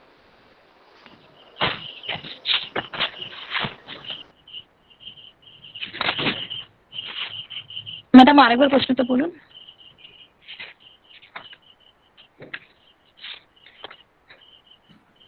বৈদিক যুগে নারীদের যে অবস্থা ছিল, হ্যাঁ, যে স্ট্যাটাসে তারা বাস করত, সেই স্ট্যাটাসটা কি পরবর্তীকালে স্মৃতিশাস্ত্রের যুগে বা ধর্মশাস্ত্রের যুগে কি সেটা বজায় ছিল নাকি ছিল না, এই প্রশ্ন করেছে। ও আচ্ছা, হ্যাঁ, পরবর্তীকালে সমস্ত কিছু বজায় না থাকলেও একেবারেই যে এইগুলি বিলোপ হয়ে গেছিল তা নয়। নারীদের অবস্থার ক্রমশ অবনতি হতে থাকে, তবে ধর্মশাস্ত্রের যুগে একেবারেই যে সবকিছু বিলুপ্ত হয়ে গেছিল, নারীদের কাছ থেকে যে সমস্ত অধিকার নিয়ে নেওয়া হয়েছিল সেটা কিন্তু নয়, কিছুটা অবনতি হয়েছিল। আচ্ছা, আমারও একটা প্রশ্ন অনেকটা এটার সাথেই সংযুক্ত, ঠিক প্রশ্ন নয়, পেপারটা অনেকটা এইভাবে আমার সামনে মনে হয়েছে যে সবটাই বৈদিক যুগে ভালো ছিল, হঠাৎ করে যেন ধর্মশাস্ত্রের যুগে বা স্মৃতির যুগে খারাপ হয়ে গেল বা অবনতি ঘটলো। কিন্তু কোথাও একটা এটা আমার একদমই ব্যক্তিগত মতামত থেকেই আমি বলছি, সেটা হলো বিশপলা বা মুদগলিনীর কথা আমরা পাচ্ছি যুদ্ধ করছে, অথবা একটা সিরিজ অফ ঋষিদের কথা, ঋষিকাদের কথা পাচ্ছি যারা কিন্তু রচনা করছে। আম্রিনী বাক যখন বলছে অম্রিন ঋষির কন্যা, সে কিন্তু রচনা করছে কি কিনা মন্ত্রের দ্রষ্টা তিনি, কিন্তু এটা মাথায় কোথাও একটা আসছে যে এই ঋষিকারা কিন্তু তার পরিবারের থেকে, পরিবারের কারোর মধ্যে অথবা তাদের পরিবারে এই পড়াশোনা বা অধ্যয়ন বা অধ্যাপনার কাজটা ছিল বলে হয়তো সে সেই সুযোগটা না পেলেও, কারণ শিক্ষার কথা সরাসরি ভাবে বলা হচ্ছে না যে সে শিক্ষা গ্রহণ করতে যাচ্ছে বা পারছে, সে সেই পরিবারের থাকার দরুন সে একটা শিক্ষা গ্রহণ করতে পেরেছে। ফলত খুব যে ভালো ছিল এটা কিন্তু আমরা একদম প্রত্যক্ষভাবে বলতে পারি না। এটা একদমই আমার মত, সেটা আমি বলি। শিক্ষার দিক থেকে আমার মনে হয় পিছিয়েই ছিল, কেননা নারীদের জন্য আলাদা কোনো শিক্ষা ব্যবস্থা ছিলই না। গুরুকুল প্রথা ছিল, সেখানে নারীদের কোনো শিক্ষার ব্যবস্থা তো ছিলই না। গুরুকুল প্রথাতে যা হতো, ছাত্ররা শিষ্যরা থাকতো এবং সবাই পুরুষ, নারী তো নয়। তাই জন্য আমার মনে হয় অনুশ্রীতা যেটা বলছে সেটাই অনেকটা ঠিক, যে বাড়ি থেকেই যা শেখার শিখেছে। কারণ বাড়িতে এই একটা শিক্ষার মধ্যে থাকলে, মানে শিক্ষার প্রাঙ্গণে থাকলে এমনি অনেক শিক্ষা হয়ে যায়। তো সেই শিক্ষা আমার মনে হয়েছে। আলাদা করে নারী শিক্ষার সেরকম কিছু ব্যবস্থা ছিল না। আমরা উদাহরণ দিই ঠিকই যে বৈদিক যুগে অমুক অমুক ছিল, কিন্তু সেটা সবই পরিবার কেন্দ্রিক, মানে পরিবার থেকেই সেই শিক্ষা লাভ করেছে। সেখানে হয়তো তার পরিবার অনেকটা উদার ছিল বলে অনেক কিছুতে বাধা দেয়নি। চেয়ার যদি অনুমতি দেন তাহলে দেবশ্রীকে আমার একটা হ্যাঁ স্যার বলুন। দেবশ্রী, যে প্রশ্নগুলি আপনি তুলেছেন, মানে আমি যে প্রশ্নটি তুলতে চাইছি এটি একটি অত্যন্ত মানে গুরুত্বপূর্ণ বিষয় বলে আমার মনে হয়েছে। কারণ আমাদের ধরুন ধর্মশাস্ত্রের ব্যবহার বিভিন্ন অঞ্চলে বিভিন্নভাবে হয়েছে। ষোড়শ শতকে রঘুনন্দন যখন ধর্মশাস্ত্রকে সংশোধন করলেন, বা তারও পূর্ব থেকে মনুর সময় থেকেই ধরা যেতে পারে যে নারীদের উপর নানান বিধিনিষেধ আরোপ করা হয়েছে। এবং প্রথম দিকে খানিকটা আর্য সভ্যতা বিকাশের সময় অনার্য রমণীদেরকে নিজেদের করায়ত্তে আনার পরিকল্পনা রেখেই হোক বা অন্য কোনো কারণেই হোক, নারীদের উপর নানান বিধিনিষেধ চলে এসেছিল। একটা সময় হয়তো প্রাথমিক সামাজিক প্রয়োজন বোধের সময় ছিল, কিন্তু পরের দিকে গোটা বিষয়টা একটা প্রথা, একটা বিশ্বাসের উপর দাঁড়িয়ে গেল, কনভেনশনে দাঁড়িয়ে গেল। এবং পরবর্তীকালে যত সময় ধরে অনার্য রাজাদের ক্ষেত্রেও ব্রাহ্মণদের এবং আর্যদের সংযোগ ঘটতে থাকলো, নারীদের উপর কিন্তু চাপ ক্রমাগত বাড়তে থাকলো। আর আমাদের মধ্যে এই সংস্কারের মধ্যে একটা বিশ্বাস জন্মাতে থাকলো নারীদের মধ্যে এইভাবেই জীবন কাটাতে হয়, যার পরিণতিতে আমাদের ঘটেছিল সতীদাহ, বহুবিবাহ, বাল্য বিবাহ, সব তার পরিণতিতে। এখন এমন একটা ভয়ঙ্কর পরিস্থিতির উদ্ভব কিন্তু হয়েছিল ধর্মশাস্ত্রের উপর বিশ্বাস রেখেই। ফলে আমরা আজকে দাঁড়িয়ে যখন দেখব অতীতকে, বৈদিক যুগের যে শ্রেষ্ঠত্বগুলো ছিল ধর্মশাস্ত্রের যুগে খানিকটা বিধিনিষেধ হিসেবে তৎকালীন প্রয়োজন বোধের সঙ্গে তৈরি হলেও পরবর্তীকালে সমাজ এবং ক্ষমতা, সামাজিক দায়িত্ববোধ, রাজনৈতিক প্রেক্ষাপট নানাভাবেই নারীর উপর জীবনের বোঝা কিন্তু ধর্মশাস্ত্রই চাপিয়ে দিয়েছে। আমরা তাকে বিশ্বাস বলে মেনে নিয়ে চলেছি। মানে এইটা আমার মনে হয়েছে। কারণ আপনি যদি এভাবে বলতে থাকেন, আমি একটা জাস্ট প্রশ্ন করছি, সেটা হচ্ছে যে আর্য এবং ব্রাহ্মণের সঙ্গে যে আপনি বলছেন সংমিশ্রণ, কিন্তু আর্যরা কারা? কারণ আমরা যা মোটামুটি যেসব জায়গায় পড়েছি, আর্য বলতে যাদেরকে সম্বোধন করা হচ্ছে বা আর্য বলতে যাদেরকে বোঝানো হচ্ছে, তারা ব্রাহ্মণই এক প্রকার, বা উচ্চশিক্ষিত ব্রাহ্মণ।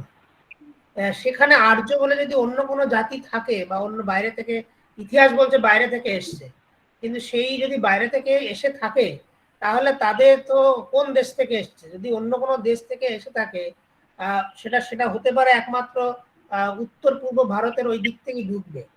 আর সেটা যদি ঢোকে তাহলে যাদেরকে আমরা দেখি তাদের চেহারাগুলো অবশ্যই আলাদা। সেটা মিশে গিয়ে এমন হয়ে গেল যে তারা আমাদের সঙ্গে বিলুপ্ত হয়ে গেল, এরকম তো হতে পারে না। আর তারা যদি এতই সংস্কৃত জানবে, তাহলে সেই দেশটা কোথায় যে দেশটায় এত সংস্কৃত চর্চা হতো, যে যাদের কাছ থেকে আমরা শিখলাম? মানে এই প্রশ্নগুলো আমার মনের মধ্যে উঠছে, সেই জন্য শেয়ার করলাম। আপনার বললে আপনার মানে সময় পারমিট করবে কিনা জানি না, সময় যদি পারমিট না করে আমি বলবো না, তবে একটা বিষয় আপনাকে আমাকে রিঅ্যাক্ট করতেই হবে। কারণ আমাদের মধ্যে দুটো ধারণা আছে। একটা ধারণা হলো ভারতীয় এই ভূখণ্ডে, তিন দিকে জল এবং পাহাড় দিয়ে ঘেরা এই ভূখণ্ডে যে জনগোষ্ঠী আছে তার অধিকাংশই বাইরের থেকে এসেছে। আমরা যতটুকু এ পর্যন্ত প্রতিষ্ঠিত সত্য, কতগুলো পয়েন্টকে খুব ধরে ইতিহাসে তাই লেখা আছে। হ্যাঁ, তাই আমরা এসছে, দ্রাবিড় এসছে, অস্ট্রো এশিয়াটিক এসছে, টিবেটো বার্মিজ এসছে, আর্যরা সর্বশেষে এসছেন উত্তর পশ্চিম ভারত থেকে। এটা একটা মত। আরেকটা মত সাম্প্রতিককালে মাথা তোলার চেষ্টা করেছি যে না, আর্যরা ভারতবর্ষেই ছিল। এখন সেটা এখনো প্রতিষ্ঠিত সত্য হিসেবে আমাদের কাছে এসে পৌঁছয়। ফলে যেটি প্রতিষ্ঠিত সত্য সেই ধারাবাহিকতায় এই কথাটি আমাকে বলতে হয়। এবং সেটা বোধহয় জানেন যে ইন্দো ইউরোপীয় জনগোষ্ঠীর থেকে তারা ঘুরে ইরান দিয়ে ঘুরে মেসোপটামিয়া নানান থেকে আর যখন নোমেডিক নেচারের যাযাবর নেচারের ছিল, আস্তে আস্তে আস্তে আস্তে এসে উত্তর পশ্চিম ভারতের একটা অংশে খানিকটা আফগানিস্তান, পাকিস্তান এই যে অঞ্চল সিন্ধু নদীর তীরবর্তী বসবাস করতে আরম্ভ করেন। তারপরে যতক্ষণ স্থায়ী বসবাস গড়ে উঠতে আরম্ভ করলো, তখন ধীরে ধীরে অনার্য যে সমস্ত জনগোষ্ঠী আগে থেকে বসবাস করেছিল তাদের সঙ্গে তাদের সংমিশ্রণ ঘটে। কিন্তু যেহেতু আর্য গোষ্ঠীর মধ্যে চিন্তা ভাবনা, তার ভাষা, ধর্ম, সাহিত্যের যে অনুশীলন ছিল তুলনায় অন্যদের চেয়ে অনেক বেশি শক্তিশালী ছিল, ফলে তারা সেগুলিকে তাদের এই ক্ষমতাটিকে কিন্তু রাষ্ট্র পরিচালনায় ব্যবহার করেছে, যাকে কর্ম কেন্দ্র করে ব্রাহ্মণ্যবাদের জন্ম হয়েছে। আর্য সভ্যতা থেকে ব্রাহ্মণ্যবাদের জন্ম হয়েছে। যতই তারা অগ্রসর হয়েছে পূর্ব দিকে, খানিকটা দক্ষিণে, এই যে যত অগ্রসর হয়েছে ততই ব্রাহ্মণ্যবাদের জন্ম হয়েছে। রাজশক্তির সঙ্গে যখন এই যে কৌটিল্যের অর্থশাস্ত্রের কথা আমরা বলছি, মনুর স্মৃতিশাস্ত্র, যেগুলো দিয়ে দেশ পরিচালনা করা হয়েছে, রাজশক্তির সঙ্গে যখন এগুলো সংমিশ্রণ ঘটতে আরম্ভ করলো, তখন ব্রাহ্মণ্যবাদের মধ্যে যে উদারতা ছিল সেই উদারতা কিন্তু রাজশক্তির অধীনে চলে যেতে থাকলো, এবং সমাজের মধ্যে রাজার স্বার্থ হোক বা ক্ষমতায় যারা প্রশাসনে ছিলেন তাদের স্বার্থ রক্ষার্থে ব্রাহ্মণ্যবাদের উদারতার চিন্তা ধীরে ধীরে লুপ্ত পেতে থাকলো, আর ধীরে ধীরে ব্রাহ্মণ্যবাদ মাথা তুলতে থাকলো। আর ব্রাহ্মণ হিসেবে যারা থাকলেন, ব্রাহ্মণ বংশ পরম্পরায় যারা চলতে থাকলো, তারা সেগুলিকে তাদের প্রয়োজনে ব্যবহার করলেন। এই চিন্তা পাওয়া যাবে মনুর পরবর্তীকালে সমস্ত ক্ষেত্রে, বৃহস্পতিতে পাওয়া যাবে, সমস্ত ধর্মশাস্ত্রের মধ্যে এগুলো পাওয়া যাবে। কজন নারী বিবাহ করতে পারবে কি পারবে না, ব্রাহ্মণরা 4টি বর্ণের সবাইকে বিবাহ করতে পারবে, কিন্তু শূদ্ররা তার পরবর্তী বর্ণের বিবাহ করতে পারবে। এই যে পার্থক্যগুলো মনুর দর্শনের মধ্যে জন্ম দেখা দিল, অর্থাৎ অন্যান্য গোষ্ঠীর উপর আধিপত্য বিস্তার করতে করতে সেটাই যখন দেশ শাসনের একটা অস্ত্র হয়ে গেল, তখন ব্রাহ্মণ্যবাদের জন্ম হলো। ব্রাহ্মণ শব্দটার মধ্যে পার্থক্য রয়েছে, ব্রাহ্মণ্যবাদের জন্ম হলো। আর এই ব্রাহ্মণ্যবাদের জন্ম হওয়ার ফলেই পরবর্তীকালে নারীদের জীবন দুঃসহ অবস্থায় পৌঁছে গেল। আমি এইটুকু শুধু বলতে চাইছি যে ধর্মশাস্ত্রের বিকাশের যখন বিষয়গুলো প্রথাগত বিষয় হিসেবে আমাদের মাথার মধ্যে, আমাদের সমাজের মধ্যে এসে গেল, বিশ্বাসের মধ্যে এসে গেল, এবং তাকে কেন্দ্র করে দেশ শাসন, সমাজ শাসন চলতে থাকলো, এবং তার আধিপত্য করতে থাকলো ব্রাহ্মণ্যবাদ, সেখানেই সংকটটা সৃষ্টি হলো। অর্থাৎ বৈদিক সাহিত্যের পরবর্তীকালে ধ্রুপদী সাহিত্যের যুগ যখন শুরু হচ্ছে, তখন থেকে এই ঘটনাটা ধারাবাহিকভাবে চলে আসছে আমাদের কাল পর্যন্ত, যেটার জন্য রামমোহনকে মাথা তুলতে হলো। সতীদাহ প্রথার বিরুদ্ধে তাঁর যে সমস্ত রচনা, বিদ্যাসাগরের তাঁর যে পরাশর সংহিতা বা অন্যান্য সংহিতা থেকে যে সমস্ত মতামত তিনি দেখালেন, আসলে ধর্মশাস্ত্রের মধ্যেই কিছু শ্রেষ্ঠ চিন্তা ছিল, সমাজ পরিচালনায় সেগুলো কাজ করলো না। ফলে ধর্মশাস্ত্রের মধ্য দিয়েই নারীদের পর যে আধিপত্যের জন্ম হলো, সেটা একটা সমাজে ভয়ঙ্কর সংকটের জন্ম দিল।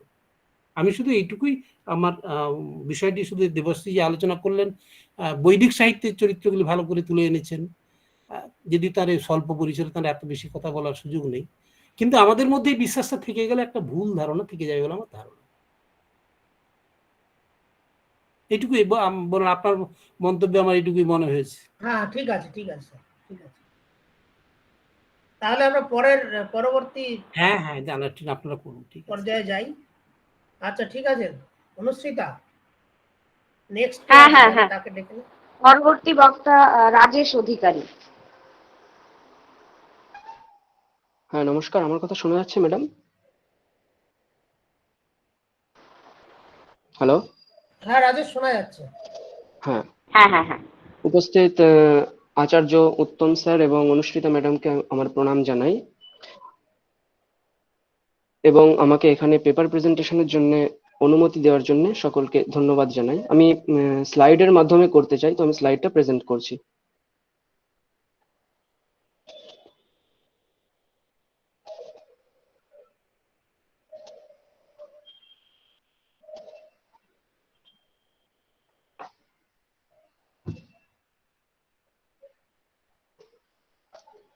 যদিও সম্পূর্ণ পেপার এখানে পড়া অসম্ভব, কারণ সময় শৃঙ্খলার আমার মধ্যে রয়েছে, সেই জন্য আমি সম্পূর্ণ পেপারটিকে সংক্ষেপে এবং বিশিষ্ট অংশগুলোকে তুলে ধরার চেষ্টা করছি। আমার এই পেপারে সংস্কৃত সাহিত্য ও প্রাচীন ভারতীয় সংস্কৃতির বর্ণনা করা হয়েছে। কেবলমাত্র সংস্কৃত সাহিত্য, কাব্য, নাটক থেকে উদাহরণ তুলে সেই উদাহরণ অনুসারে যে প্রাচীন ভারতীয় সংস্কৃতি সেটা তুলে ধরার চেষ্টা আমি করিনি। আমি চেষ্টা করেছি সংক্ষিপ্তভাবে সেই উদাহরণগুলোকে ব্যাখ্যা করা এবং আধুনিক দৃষ্টিভঙ্গি থেকে সেই বিষয়টিকে কিভাবে উপস্থাপন করা যায় সেটি আমার প্রবন্ধে করার চেষ্টা করেছি। সর্বপ্রথম, ভূমিকা। এই পৃথিবীতে যদি কোনো দেশকে পবিত্র ভূমি বা মাতা বলে সম্বোধন করতে পারি, বা যদি কোনো দেশের মানুষের মধ্যে ক্ষমা, দয়া, পবিত্রতা, শান্ত ভাব, আধ্যাত্মিকতা এবং অন্তর্দৃষ্টির সর্বাধিক বিকাশ হয়, বা যদি কোনো দেশ বসুধাকে কুটুম্বের দৃষ্টিতে দেখতে পারে, সেটি হলো ভারতবর্ষ। এর অন্তরালে আছে একটি হেতু, সেটি হলো আমাদের সংস্কৃতি। এই মহান সংস্কৃতির প্রমাণ লিপিবদ্ধ আছে সহস্রাধিক সংস্কৃত সাহিত্যের পাতায় পাতায়। ভারতবর্ষের রাজনীতি, সমাজ ব্যবস্থা, সম্পদ, প্রভুত্বের চর্চা সাহিত্যের পাতায় অমর করে রেখে গিয়েছেন কালিদাস, ভারবী, মাঘ প্রভৃতি সরস্বতীর সন্ততিগণ। রামায়ণ, মহাভারত, অভিজ্ঞান শাকুন্তল, মৃচ্ছকটিকম, রঘুবংশম, মুদ্রা রাক্ষসম প্রভৃতি সাহিত্য গ্রন্থগুলি প্রাচীন ভারতের সংস্কৃতির প্রতিবিম্ব স্বরূপ। এবং এই প্রাচীন ভারতের সংস্কৃতির মধ্যেই ভারতের যে সংস্কৃত ভাষা, এই দুটির মধ্যে একটি পারস্পরিক মেলবন্ধন সম্পূর্ণভাবে রয়েছে। স্বামী বিবেকানন্দও বলেছিলেন, Sanskrit and culture goes together in India. আমার এই পেপারের মুখ্য আলোচ্যমান বিষয়গুলি হলো, সর্বপ্রথম প্রাচীন ভারতের সংস্কৃত সাহিত্য রত্নগুলির একটি সংক্ষিপ্ত পরিচয় প্রদান, তারপর সংস্কৃত সাহিত্যে ভারতীয় প্রাকৃতিক সৌন্দর্য বর্ণন বিষয়ে একটি সংক্ষিপ্ত পরিচয়, কারণ প্রাকৃতিক সৌন্দর্যের মধ্যেই কবিদের যে সামাজিক স্থিতি সেটা অবগত হওয়া যায়। তৃতীয় বিষয়টি হলো সংস্কৃত সাহিত্যে সামাজিক, রাজনৈতিক ও ধার্মিক স্থিতি। চতুর্থ বিষয়, সংস্কৃত সাহিত্যে নারীদের স্থিতি বর্ণন, যেটি এতক্ষণ অল্প বিস্তর আলোচনা হয়েছে, সেটিও আমার পেপারে আলোচনা করা হয়েছে। পঞ্চম বিষয়, সংস্কৃত সাহিত্যে প্রাচীন সংস্কৃতির কিছু নেতিবাচক দিকও রয়েছে, সেগুলো তুলে ধরা। এবং অন্তিম বিষয়, প্রাচীন ভারতীয় সংস্কৃতি বনাম আধুনিক ভারতবর্ষ, অর্থাৎ সেই প্রাচীন সংস্কৃতির সঙ্গে আধুনিক ভারতবর্ষের কি পরিণাম আমরা বর্তমানে দেখতে পাচ্ছি, সেই বিষয়েও কিছু বর্ণনা করা হয়েছে। তো প্রথম বিষয়টি ছিল প্রাচীন ভারতের সংস্কৃত সাহিত্য রত্ন। যেহেতু এখানে সকলেই সংস্কৃত ব্যাকগ্রাউন্ড থেকে, তো সেই বিষয়ে আমি বিস্তারিত কিছু বলবো না। শুধু মেন পয়েন্ট ছিল বৈদিক সাহিত্য, দর্শন শাস্ত্র, ধর্মশাস্ত্র, অর্থশাস্ত্র, আর্ষকাব্য, মহাকাব্য ও কাব্যশাস্ত্র, নাটক ও নাট্যশাস্ত্র, এইগুলোই হচ্ছে প্রাচীন ভারতের সংস্কৃত সাহিত্য রত্নের প্রকৃষ্টতম উদাহরণ। এছাড়াও অভিলেখ রয়েছে, স্তম্ভলেখ রয়েছে, তো সেগুলো বিষয়ে এখানে আলোচনা করা হয়নি। প্রথম বিষয়, সংস্কৃত সাহিত্যে প্রাকৃতিক সৌন্দর্য বর্ণন। কালিদাস, ভারবী, মাঘ প্রভৃতি সাহিত্যিকদের হৃদয়ের অন্তঃস্থলে ছিল ভারতবর্ষের প্রাকৃতিক শোভার অনুরণন। ভারতবর্ষের বিস্তার সম্বন্ধে মনুস্মৃতিতে বলেছেন মনু, উত্তর এবং পশ্চিম ভারতকে ব্রহ্মাবর্ত বলেছেন, উত্তর এবং মধ্য ভারতকে বলেছেন মধ্য দেশ, এবং মধ্য ও দক্ষিণ ভারতকে বলেছেন আর্যাবর্ত। आसमुद्रात्तु वै पूर्वात् आसमुद्रात्तु पश्चिमात् तयोरेव অন্তরম গিরিয়োঃ আর্যাবর্তম বিদুর্বুধাঃ। এখানে মধ্য এবং দক্ষিণ ভারত অর্থাৎ পূর্বাৎ আসমুদ্রাৎ অর্থাৎ বঙ্গোপসাগর এবং পশ্চিমাৎ আসমুদ্রাৎ অর্থাৎ আরব সাগর, এই দুটি সাগরের মধ্যবর্তী যে অংশ অর্থাৎ মধ্য এবং দক্ষিণ ভারতবর্ষ, সেটাকে আর্যাবর্ত বলা হয়। ভারতবর্ষের উত্তরের হিমালয় পর্বত, মধ্যে উজ্জয়িনী, পূর্বে গৌড় দেশ, দক্ষিণে মহারাষ্ট্র, এগুলি কবিদের শৃঙ্গার রস, বীর রস সৃষ্টির অন্যতম স্থান সমূহ। কবিকুল মূর্ধন্য কালিদাস হিমালয় বর্ণনা দিয়েই কুমার সম্ভবের রচনা শুরু করেছেন। অস্ত্युत्तरस्यां দিশি দেবতাত্মা হিমালয়ো নাম নগাধিরাজঃ পূর্বাপরৌ তোয় নিধি বগাহ্য স্থিতঃ পৃথিব্যাম ইব মানদণ্ডঃ। কালিদাসের রচনায় উজ্জয়িনীর যে প্রাকৃতিক শোভার বর্ণনা পাওয়া যায়, তা পাঠকের চিত্ত হরণ করার জন্য যথেষ্ট। আমরা দেখতে পাই শিবরাজ বিজয় মহাকাব্যে শিবাজী মহারাজ তার বীর রসের মাধ্যমে মহারাষ্ট্রের একটি প্রাকৃতিক শোভার বর্ণনা করেছেন। এই শিবরাজ বিজয় কাব্যেই আমরা পাই বর্তমানে যে পশ্চিমবঙ্গের বর্ধমান জেলা, সেই বর্ধমান জেলার নাম। তিনি বলেন, অতি বর্ধমান বৈভবম বর্ধমান নগরম চ সম্যক সমালোক্য পূর্ববঙ্গেপি চ চিরমহম অটাট্যাম আকর্ষম। এখানে বর্ধমান জেলার যে বৈভব, সেই বৈভব সম্পর্কে বর্ণনা করা হয়েছে। অর্থাৎ সেই পঞ্চদশ শতকে বর্ধমান জেলা কতটা সমৃদ্ধ ছিল সেই সম্পর্কে এখানে বর্ণনা করা আছে। কবিদের প্রাচীন ভারতবর্ষের প্রাকৃতিক শোভা বর্ণনাতে মানব প্রেম এবং প্রকৃতি প্রেম যেন অনন্য হয়ে মিশে গিয়েছিল। সংস্কৃত সাহিত্যে এমন সহস্র প্রেমের দৃষ্টান্ত উপলব্ধ, যেখানে প্রেয়সীকে পাবার জন্য প্রকৃতির আশ্রয় নেন নায়ক। মেঘদূতে আমরা দেখতে পাই জড় মেঘ কবির কলমে জীবন পেয়ে গিয়েছিল। নাট্যশাস্ত্রে শকুন্তলার সাথে নবপল্লবের সম্পর্ক, মহাকাব্যে কিরাত রমণীদের সাথে পর্বত গুহার সম্পর্ক, আর্ষকাব্যে পাণ্ডবগণের সঙ্গে বনবাসকালে অথবা শ্রীরামের বনবাসকালে অরণ্যের সাথে তাদের সম্পর্ক, দর্শন শাস্ত্রে আমরা দেখতে পাই ঘট দৃষ্টান্ত, পট দৃষ্টান্ত বা মঠ দৃষ্টান্ত, উপনিষদ সমূহে দেখতে পাই অশ্বত্থ বৃক্ষের দৃষ্টান্ত। এই সবকিছুই প্রাচীন ভারতীয় মানব হৃদয়ের সঙ্গে প্রকৃতির সম্পর্ককে আরো সুস্পষ্ট করে। এই প্রসঙ্গে একটি উদাহরণ যেটা স্লাইডে দেওয়া আছে, বাহি বাতঃ যতঃ কান্তা তাম স্পৃष्ट्वा মামপি স্পৃশ ত্বয়ি মে গাত্র সংস্পর্শঃ চন্দ্রে দৃষ্টি সমাগমঃ। এখানে সুন্দরভাবে প্রকৃতির আশ্রয় নিয়ে নায়ক এবং নায়িকার মধ্যে প্রেমের যে শৃঙ্গার রস সেটাকে উপস্থাপন করা হয়েছে। নায়ক এবং নায়িকার মধ্যে সহস্র যোজন দূরত্ব হলেও নায়ক বাতাসের উদ্দেশ্যে নায়িকাকে তার নায়ক বলছেন বাতাসকে যে নায়িকাকে স্পর্শ করে বাতাস তাকে স্পর্শ করুক এবং তাদের দৃষ্টি চন্দ্রে গিয়ে এক হোক। এই প্রার্থনায় নায়ক তাদের শৃঙ্গার রসের উদ্রেকের জন্য অপূর্বভাবে প্রকৃতির আশ্রয় নিলেন। এভাবেই সাহিত্যিকদের কলমে ভারতবর্ষ ও প্রাচীন ভারতের মনোরম শোভা ফুটে উঠেছে।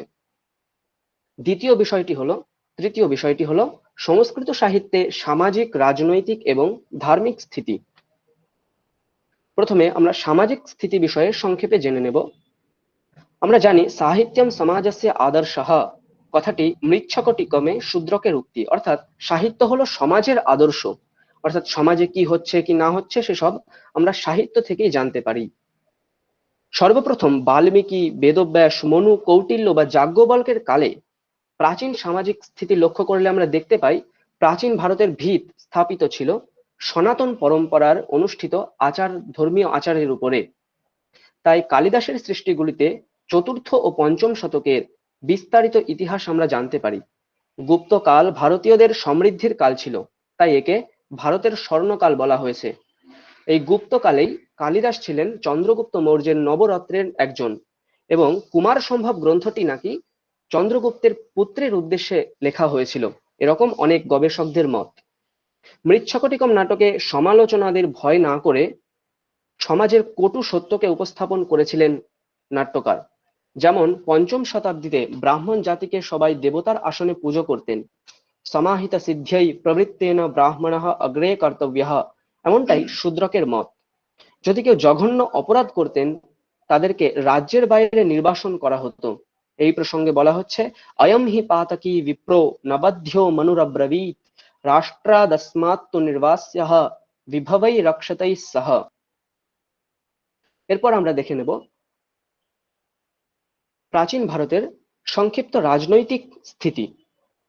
বর্তমানকালে যেমন সংবিধানকে সর্বোচ্চ মর্যাদা দেওয়া হয়, তেমনি তৎকালে মনুস্মৃতি এবং অর্থশাস্ত্রকে সর্বোচ্চ প্রমাণ বলে মানা হয়েছিল। রাজার সৃষ্টি সম্বন্ধে মনু বলেছেন, অরাজকে হি লোকেস্মিন সর্বতো বিদ্রুতে ভয়াৎ রক্ষার্থমস্য সর্বস্য রাজানমসৃজৎ প্রভুঃ। অর্থাৎ রাজাহীন দেশে সর্বত্রই ভয় বিদ্যমান থাকে, তাই সবকিছু রক্ষা করার জন্য রাজাকে সৃষ্টি করেছেন স্বয়ং ভগবান। রাজার কর্তব্য সাম, দাম, ভেদ ও দণ্ডনীতির অনুসরণ করা। তাছাড়া মন্ত্রী, দূত, বিদূষক, রাজ কর্মচারীর নিয়োগ, প্রজাদের থেকে কর গ্রহণ, সময়ানুসারে ধর্মার্থ কাম চিন্তন প্রক্রিয়া, ব্যূহ রচনা, পররাষ্ট্র প্রীড়ন, সুযোগ বুঝে সন্ধি বা বিগ্রহ করা, চার নিয়োগ প্রভৃতি সমস্ত নিয়মের নির্দিষ্ট প্রক্রিয়া স্পষ্টভাবে উল্লেখ করা হয়েছে মনুস্মৃতিতে।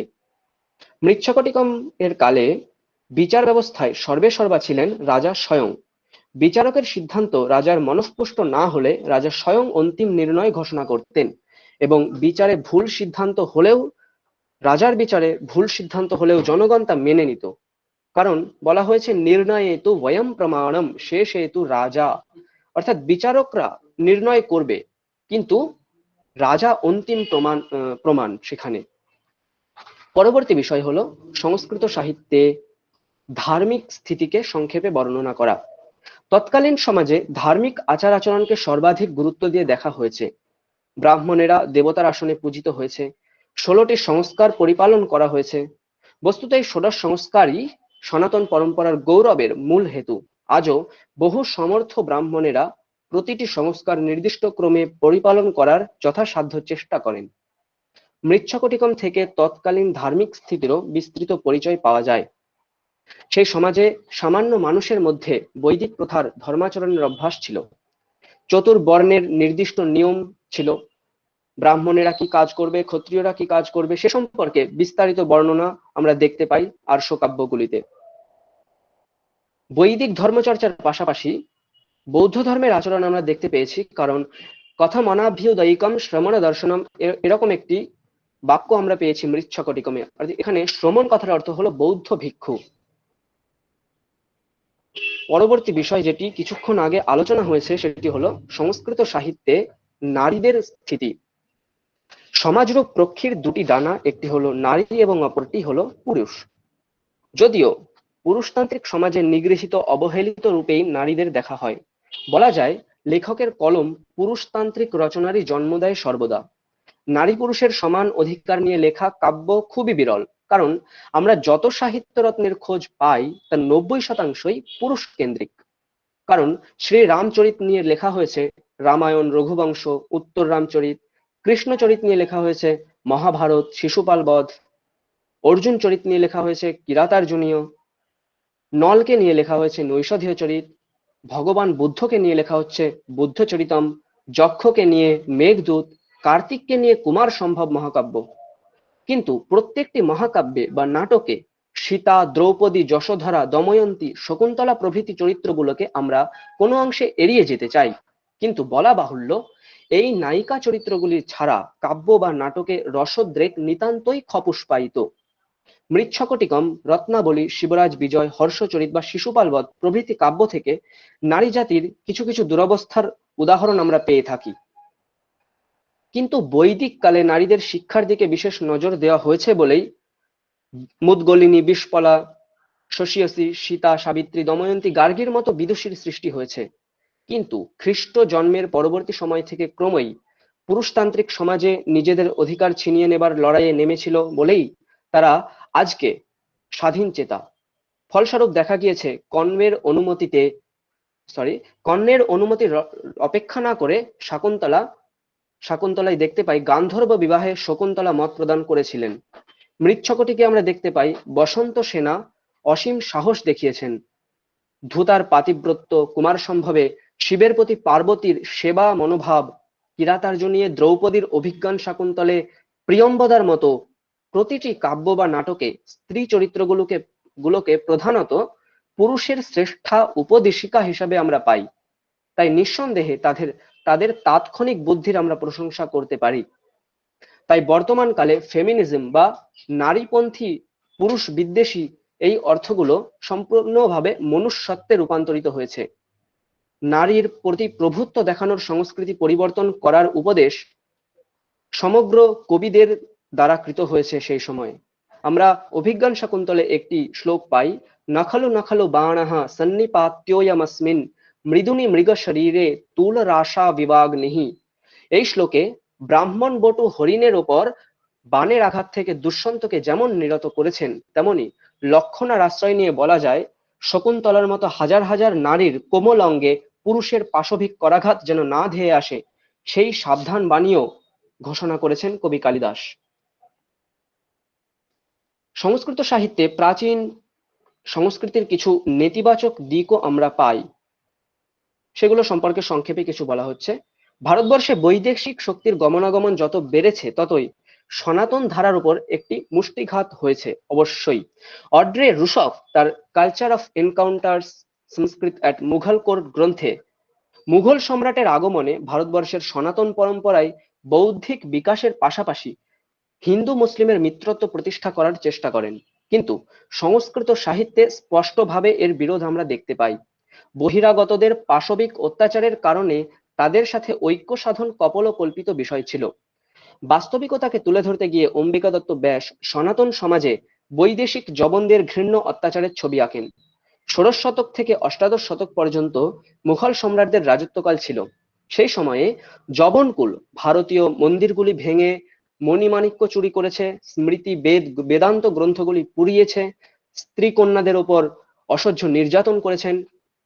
অম্বিকা দত্ত ব্যাস তাই লিখছেন, সম্প্রতি তু ম্লেচ্ছৈর গাবো হন্যন্তে বেদা বিদীর্যন্তে স্মৃতয়ঃ সমৃদ্ধ্যন্তে মন্দিরাণি মন্ধুরীক্রিয়ন্তে সত্যঃ পাত্যন্তে সন্তশ্চ সন্তাপ্যন্তে। এর পরবর্তী বিষয় হলো প্রাচীন ভারতের সংস্কৃতি এবং আধুনিক ভারতবর্ষের মধ্যে একটি তুলনামূলক বিশ্লেষণ। এর কিছু সুপরিণামও আছে এবং এর কিছু দুষ্পরিণামও আমরা পেয়ে থাকি। সুপরিণামগুলো কি কি? সমস্ত সাহিত্যিক বা নাট্যকারদের তারা গ্রন্থের শুরুতে দেবদেবীর মঙ্গলাচরণ করেছেন তারা, তাই শুভ কাজের শুরু হয় দেবদেবীর উপাসনার মাধ্যমেই, এবং এই পরম্পরা ভারতবর্ষে নয় সারা বিশ্বের বড় বড় নামী কোম্পানিগুলো অনুসরণ করেছেন। নিজেদের ব্র্যান্ডের লোগোতে লাগিয়েছেন সংস্কৃত উপনিষদ সমূহের বিভিন্ন বাক্য সমূহ। সাধারণ ঘরোয়া জীবনেও সারা বছর দেবদেবীরা পূজিত হচ্ছেন। সুপ্রাচীন কাল থেকে দেবতাদের মন্দিরগুলি আজও বর্তমান ভারতের কোনায় কোনায়। আজও দ্বাদশ জ্যোতির্লিঙ্গের পূজা হয়ে চলেছে। বৈদেশিক শক্তির আঘাত এসেছে সহস্রবার, কিন্তু কোনো নেতিবাচক প্রভাব আজও তারা হানতে পারেনি, এবং এই কারণেই হিন্দু জনগোষ্ঠীর হৃদয়ে ভারতীয় সংস্কৃতির একটি আলাদা জায়গা আছে, এবং এই বিশ্বাসে ঘুণ ধরানোর জন্য বিভিন্ন বুদ্ধিজীবীদের উত্থান হয়েই চলেছে ক্রমশ, কিন্তু ভারতীয়রা তাদের পূর্বজদের বিশ্বাস অক্ষুণ্ণ রেখেই ভারতীয় সনাতন সংস্কৃতিকে হৃদয়ে বাঁচিয়ে রেখেছেন চিরকাল। এবং এর দুষ্পরিণাম সম্পর্কে বলতে গেলে বলতেই হয়, আজকের এই যুগে মানুষ মনোজগতে স্বাধীন চেতা, তাই তারা স্বাধীনভাবে সিদ্ধান্ত নিতে ভালোবাসে, যদিও তা বিচার গ্রাহ্য নাই হলো দৈনন্দিন জীবনে সুখ কামনায় তাদের একমাত্র লক্ষ্য হয়ে ওঠে। ভারত স্বাধীনতা পাবার আগে পর্যন্ত ধুতি পাঞ্জাবিকে প্রাচীন সংস্কৃতি ও স্বদেশীর গর্ব হিসাবে মেনে নিয়েছিল ভারতীয় যুবকগণ, কিন্তু তদুত্তরকালে ক্রমেই পাশ্চাত্য পোশাক থেকে শুরু করে পাশ্চাত্য সংস্কৃতির অনেক কু অভ্যাস ভারতীয়রা অনুসরণ করতে শুরু করে, ভুলতে বসে ভারতীয় প্রাচীন ভাবধারাকে। একদিকে প্রাচীন সাহিত্যে কামসূত্রের মতো কিছু অংশকে যৌন মতের দোহাই দিয়ে সমাজ থেকে মুছে দিতে চায় আধুনিক যুবক যুবতীরা, অন্যদিকে প্রকাশ্যে তারাই পাশ্চাত্যের মতো পোশাক পরিচ্ছদে আচরণে যৌনতাকে সমর্থন করতে চলেছে। এভাবেই ভারতীয় সংস্কৃতির তৎকাল এবং বর্তমান কালের মধ্যে একটি বড় বেড়াজালের সৃষ্টি হয়ে চলেছে ক্রমশ। সর্বশেষে আমার প্রবন্ধের উপসংহারে উপনীত হলাম। এতক্ষণ সংস্কৃত সাহিত্য ও প্রাচীন ভারতের সংস্কৃতির বিভিন্ন দিকগুলো সংক্ষেপে আলোচনা করা হলো। ভারত মাতা প্রাচীন সংস্কৃতির রূপেই আমরা জানি অপরূপা, এবং সেই রূপকে কালিমালিপ্ত করার জন্য আগত হাজার হাজার বৈদেশিক শক্তি অবশ্যই ব্যর্থ হয়েছে। ভারত মাতার এই রূপের প্রসাধনী হলো আমাদের প্রাচীন সংস্কৃত সাহিত্যের অমূল্য রত্নরাজি। বাল্মীকি থেকে শুরু করে অম্বিকা দত্ত ব্যাস পর্যন্ত সকলেই ভারত মাতার সংস্কৃতিকে বাঁচিয়ে রেখেছেন তাদের রচনার মাঝে। ভারতবর্ষের প্রাকৃতিক ছবিগুলো হৃদয় দিয়ে এঁকেছেন তারা। ভারতবর্ষের সমাজ, রাজনীতি, ধর্ম, নারী জাতির বিষয়ে বিস্তৃত ব্যাখ্যা করেছেন সাহিত্যিকগণ। সেসব বিষয়ে এখানে বিস্তারিত আলোচনা করা হয়েছে। শেষ পর্যন্ত কিন্তু এই মহান সংস্কৃতির সর্বতোভাবে আমরা রক্ষা করতে পারিনি। সংস্কৃত সাহিত্যে, নাটকে যে সনাতন ভারতবর্ষের কথা উল্লেখ করা হয়েছিল তার বহুল অংশ আজ বিলুপ্তির পথে। কুসংস্কার, পরানুকরণের কুঅভ্যাসে জর্জরিত, দাঙ্গা হানাহানি থেকে সৃষ্ট রক্তের মন্দাকিনীতে ভাসমান সংস্কৃতিকে যদি পুনরায় উদ্ধার করতে হয়, তবে ভারতবর্ষকে যদি আবার জগতের শ্রেষ্ঠ আসনে বসাতে হয়, তবে সংস্কৃত সাহিত্য এবং বৈদিক সাহিত্য, স্মৃতি বা অর্থশাস্ত্রে স্বর্ণাক্ষরে খচিত নিয়মগুলির পুনরায় পরিপালনের পরম্পরা শুরু করতে হবে। এই বলে আমি আমার সংক্ষিপ্ত প্রবন্ধ এখানেই শেষ করছি। সকলকে অসংখ্য ধন্যবাদ। নমস্কার।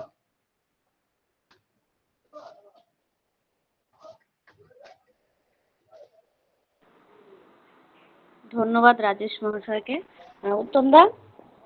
আমরা কি প্রশ্ন নিতে পারি একটা দুটো? কারণ আমার মনে হয় রাম হ্যাঁ, হ্যাঁ, দণ্ডকর পরবর্তী বক্তা নেই। একদম। ঠিক তাহলে আছে, কারোর প্রশ্ন যদি কোনো করুন। প্রশ্ন থেকে থাকে অবশ্যই আমরা এখানে আলোচনা করতে পারি একটু। হ্যাঁ, আচ্ছা, সোমনাথ সোমনাথ দা, সোমনাথ সোমনাথ দা একটা প্রশ্ন করতে চায়। হ্যাঁ, সোমনাথ দা, আমি হ্যাঁ। অনুমতি চাইছি। আমি একটু দেরি করে ঢুকেছি, কারণ হচ্ছে আমি 4A সেশনে ছিলাম, ওখানে অ্যানথ্রোপোলজির একটা খুব ভালো প্রেজেন্টেশন হচ্ছিল, ওটা দেখতে তোমার সময় চলে গিয়েছিল। যাই হোক, রাজেশকে ধন্যবাদ, ওর প্রেজেন্টেশন ভালো লাগলো, কিন্তু এখানে আমার কত প্রশ্ন নয়, এখানে আমার কতগুলো মানে অবজারভেশন আছে। সেটা হচ্ছে হ্যাঁ স্যার বলুন। প্রথমত, প্রাচীন ভারতীয় সংস্কৃতি শব্দটা দিলে ভালো নাকি শুধু ভারতীয় সংস্কৃতি দিলে ভালো হয়, মানে সংস্কৃত সাহিত্য এবং ভারতীয় সংস্কৃতি? কারণ আপনি যে যে বিষয়গুলো নিয়ে আলোচনা করলেন সেখানে একদম সেই বেদ বেদান্ত থেকে শুরু করে একদম অম্বিকা দত্ত ব্যাস পর্যন্ত এসেছে। অম্বিকা দত্ত ব্যাস তো আর প্রাচীন যুগের কবি নন, তিনি আধুনিক না স্যার। সংস্কৃত কবি। এবং হুম। আপনি যে রেফারেন্স গুলো কিছু দিলেন এবং তারপরে যে ভারতীয় সংস্কৃতির কথা বলতে গিয়ে একদম মুঘল থেকে শুরু করে ব্রিটিশ পর্যন্ত এলেন, সেটা কিন্তু ভারতীয় সংস্কৃতির মধ্যে প্রাচীন নয়। আরেকটা বিষয় হচ্ছে সাহিত্যের ক্ষেত্রে প্রাচীন, মধ্য আর আধুনিক এই যে পর্যায় বিভাগগুলো হয়, আর আমাদের ইতিহাসের যে কালপঞ্জিতে প্রাচীন, মধ্য আর আধুনিক যে বিভাগগুলো হয়, সেটার আচ্ছা। মধ্যে আমার মনে হয় একটু তফাৎ আছে। এবার সাহিত্যের ক্ষেত্রে, সাহিত্যের মানদণ্ডে সংস্কৃত সাহিত্যে প্রাচীন, মধ্য, আধুনিকের একরকম সংজ্ঞা হয়, বাংলা সাহিত্যের ক্ষেত্রে একরকম হয়, ইংরেজি সাহিত্যের ক্ষেত্রেও একরকম হয়। আর ইতিহাসের দৃষ্টিভঙ্গি দিয়ে বিচার করলে প্রাচীন যুগ বলতে আপনি কতটুকু বোঝাচ্ছেন, প্রাচীন ভারতীয় সংস্কৃতি বলতে কতটুকু সময়কাল, আর মধ্য ভারতীয় সংস্কৃতি বা কখন থেকে শুরু হলো? স্যার আমি চেষ্টা করেছি বেদ বেদান্তের কাল থেকে বর্তমানে অম্বিকা দত্ত ব্যাস বা আর আমাদের ইংরেজদের আগমন স্মৃতি পর্যন্ত। বললে আমার মনে হয় বেশি হ্যাঁ, ভালো হয়। হ্যাঁ, অবশ্যই স্যার। আমার মনে হয় ওটা ইয়ে হবে। আরেকটা বিষয় আমি একটু পয়েন্ট আউট করবো, সেটা হচ্ছে এই যে আপনি অবজারভেশনে আপনি বারবার বলছেন যে এই বৈদেশিক শত্রুর আক্রমণে ইত্যাদি ইত্যাদি হয়েছে। হ্যাঁ, এগুলো অবশ্যই হয়েছে হয়তোবা, কিন্তু ব্যাপার হচ্ছে কারা বৈদেশিক কারা দেশীয়, এটা নিয়ে তো অনেক চর্চা এবং তত্ত্ব হচ্ছে, এবং এটা নিয়ে এরিয়ান মাইগ্রেশন থিওরি থেকে শুরু করে এখনো পর্যন্ত প্রচুর মাইগ্রেশন থিওরি নিয়ে প্রাচীন ভারতীয় ইতিহাস এবং যারা আর্কিওলজি নিয়ে গবেষণা করেন তারা আলোচনা করছেন। এবার এখানে আমার একটা প্রশ্ন, আপনি বৈদেশিক বলতে কাদেরকে বোঝাচ্ছেন? আর তারা একটা বিষয় ভাবুন, আমাদের এই যে সুবিশাল প্রাচীন সংস্কৃত সাহিত্য বা মধ্য সংস্কৃত সাহিত্য, তার ম্যাক্সিমাম টিকা, ভাষ্য ইত্যাদি সবই কিন্তু মধ্যযুগে, ইভেন পরবর্তী মানে দশম শতাব্দী থেকে অষ্টাদশ শতাব্দী পর্যন্ত রচিত হয়েছে। এবার আপনার হিসাব মতন যদি চতুর্দশ পঞ্চদশ শতক থেকে ভারতবর্ষ বৈদেশিক শত্রুর প্রভাবে প্রভাবিত হয়ে থাকে, তাহলে চতুর্দশ থেকে অষ্টাদশ পর্যন্ত এই যে অসংখ্য টিকা, টিপ্পনী, ভাষ্য, সমস্ত গ্রন্থের কাব্যশাস্ত্র থেকে শুরু করে দর্শন শাস্ত্র, অলঙ্কার শাস্ত্র, এমনকি আমাদের সংস্কৃত কাব্য নাটক, ইভেন আপনি মল্লিনাথকে যদি উল্লেখ করেন, মল্লিনাথের সময়কালও কিন্তু তাই। তা এই হিসেবে আমরা কি বলবো না যে সেই সময় শাস্ত্র চর্চা যেমন হয়েছে, সংস্কৃতি চর্চাও হয়েছে? আর সংস্কৃতি চর্চা যদি পুরোটাই কি ধ্বংস হয়েছে, এটা কি এটা আমার মনে হয়। আপনি আপনি এটা নিয়ে চর্চা করেছেন, আপনি হয়তো আরো কিছু ভালো দিক দিতে পারবেন, এটুকুই আমার অবজারভেশন, কোনো কোয়ারি নয়। আমি জাস্ট আপনার কাছে এটাই আবেদন করছি যে আপনি ওটাকে আরেকবার যদি রিপ্লেনিশ করেন, এই আর কি। Thank you. ধন্যবাদ স্যার। হ্যাঁ, ঠিক। আচ্ছা, রাজেশ, মহিলা স্যারেরও আরেকটা প্রশ্ন আছে। ধন্যবাদ সোমনাথ দাকে, ডক্টর সোমনাথ সরকার। সোমনাথ দা কিন্তু আমাদেরকে একটা নতুন ভাবে ভাবনার একটা দিক আবার দেখতে বাধ্য করলেন আর কি। মহিদা স্যারেরও একটা প্রশ্ন আছে যে সমাজ পরিচালনার ক্ষেত্রে আমাদের সনাতন রীতির সবকিছুই কি ধরে রাখা যাবে? রাজেশ অধিকারী মহাশয়ের কাছে।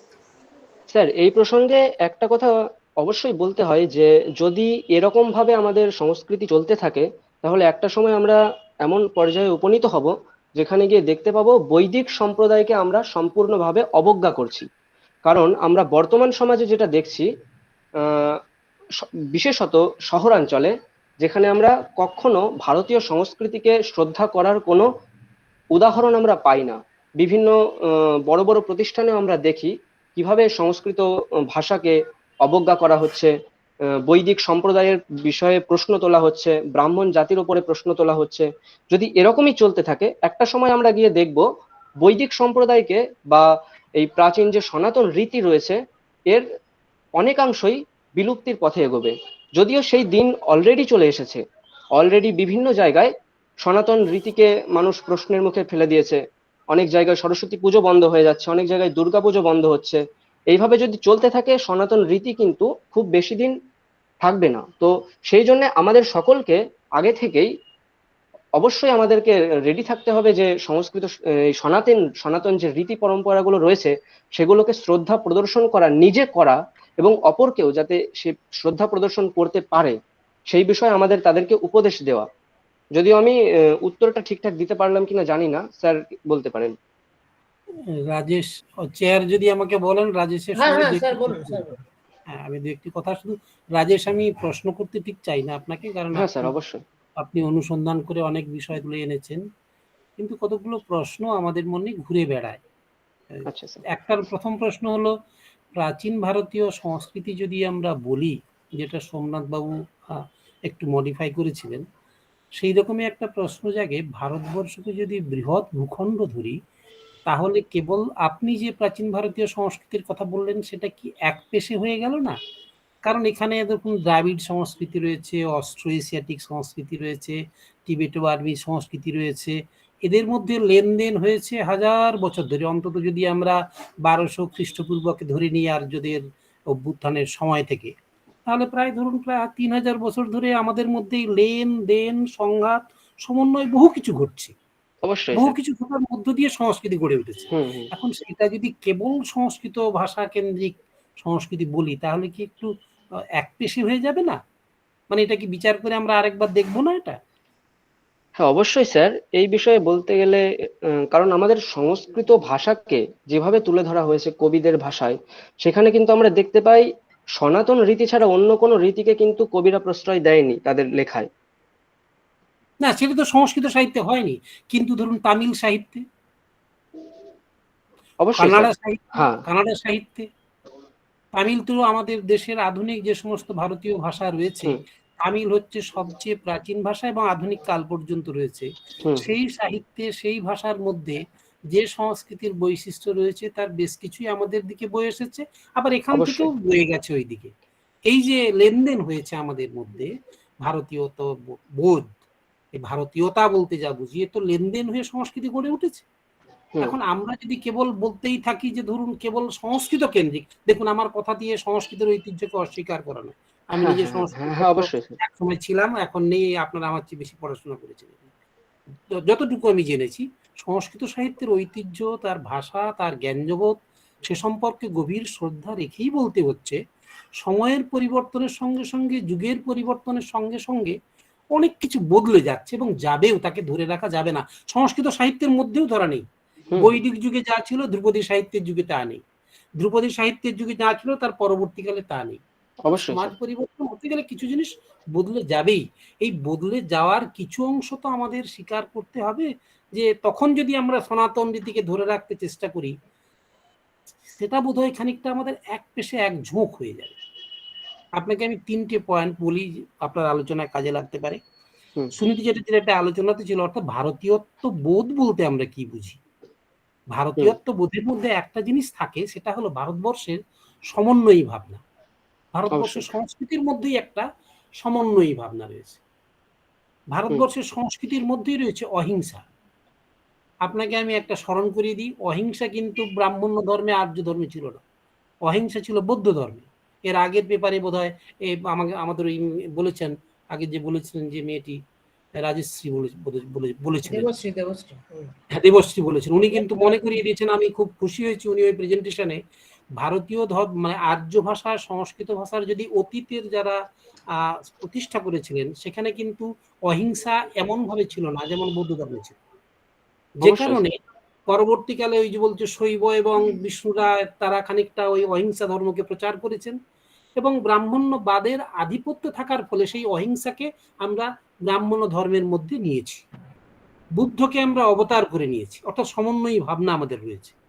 অথচ আমরা জানি হিন্দুরা বৌদ্ধ মন্দির ভেঙে দিয়েছিল, শশাঙ্ক মানে নিহাররঞ্জন রায়ের ঐতিহাসিক তথ্য, শশাঙ্ক বৌদ্ধগয়ার বোধিবৃক্ষকে নাকি কেটে দিয়েছিলেন, একথা শোনা যায়। দিব্যাবতার চরিত্র রয়েছে, বহুত মঠ ভেঙেছেন হিন্দুরা। আমাদের ইতিহাসে রয়েছে যে এই বোধহয় আমি সম্ভবত ভুল না বলে রাজতরঙ্গিনী বা কোথাও রয়েছে বৌদ্ধদের সঙ্গে দ্বন্দ্ব সংঘাতের চিত্র। অর্থাৎ ভারতবর্ষে দ্বন্দ্ব সংঘাত চলছে। আমি এইটাকে দিয়ে কিন্তু খাটো করতে চাইছি না হিন্দু মুসলিম, না না অবশ্যই স্যার, হ্যাঁ আমি দেখ বলতে চাইছি যেটা, অর্থাৎ ভারতবর্ষে বহু জাতির আগমন হয়েছে বাইরে থেকে। অর্থাৎ এই ভূখণ্ডটা এমন, 3 দিকে জল দিয়ে ঘেরা, একদিকে পর্বত, ওই উত্তর পশ্চিম কোণ দিয়ে সবাই প্রায় ঢুকেছে ওই দিক দিয়ে, আর এই উত্তর পূর্ব দিয়ে ঢুকেছে কেবল তিব্বত বার্মিজরা। কিন্তু উত্তর পশ্চিম দিক দিয়ে যারা ঢুকেছে তাদের প্রথম সংঘাত হয়েছে, রক্তক্ষয় হয়েছে। আবার এখানকার এত মানে উৎস, জীবনযাপনের উৎস এত, রিসোর্স এত বেশি, মানুষ এখানে স্থায়ী বসবাস করতে সংঘাতের মধ্য দিয়ে সমন্বয়ের জন্ম দিয়েছে।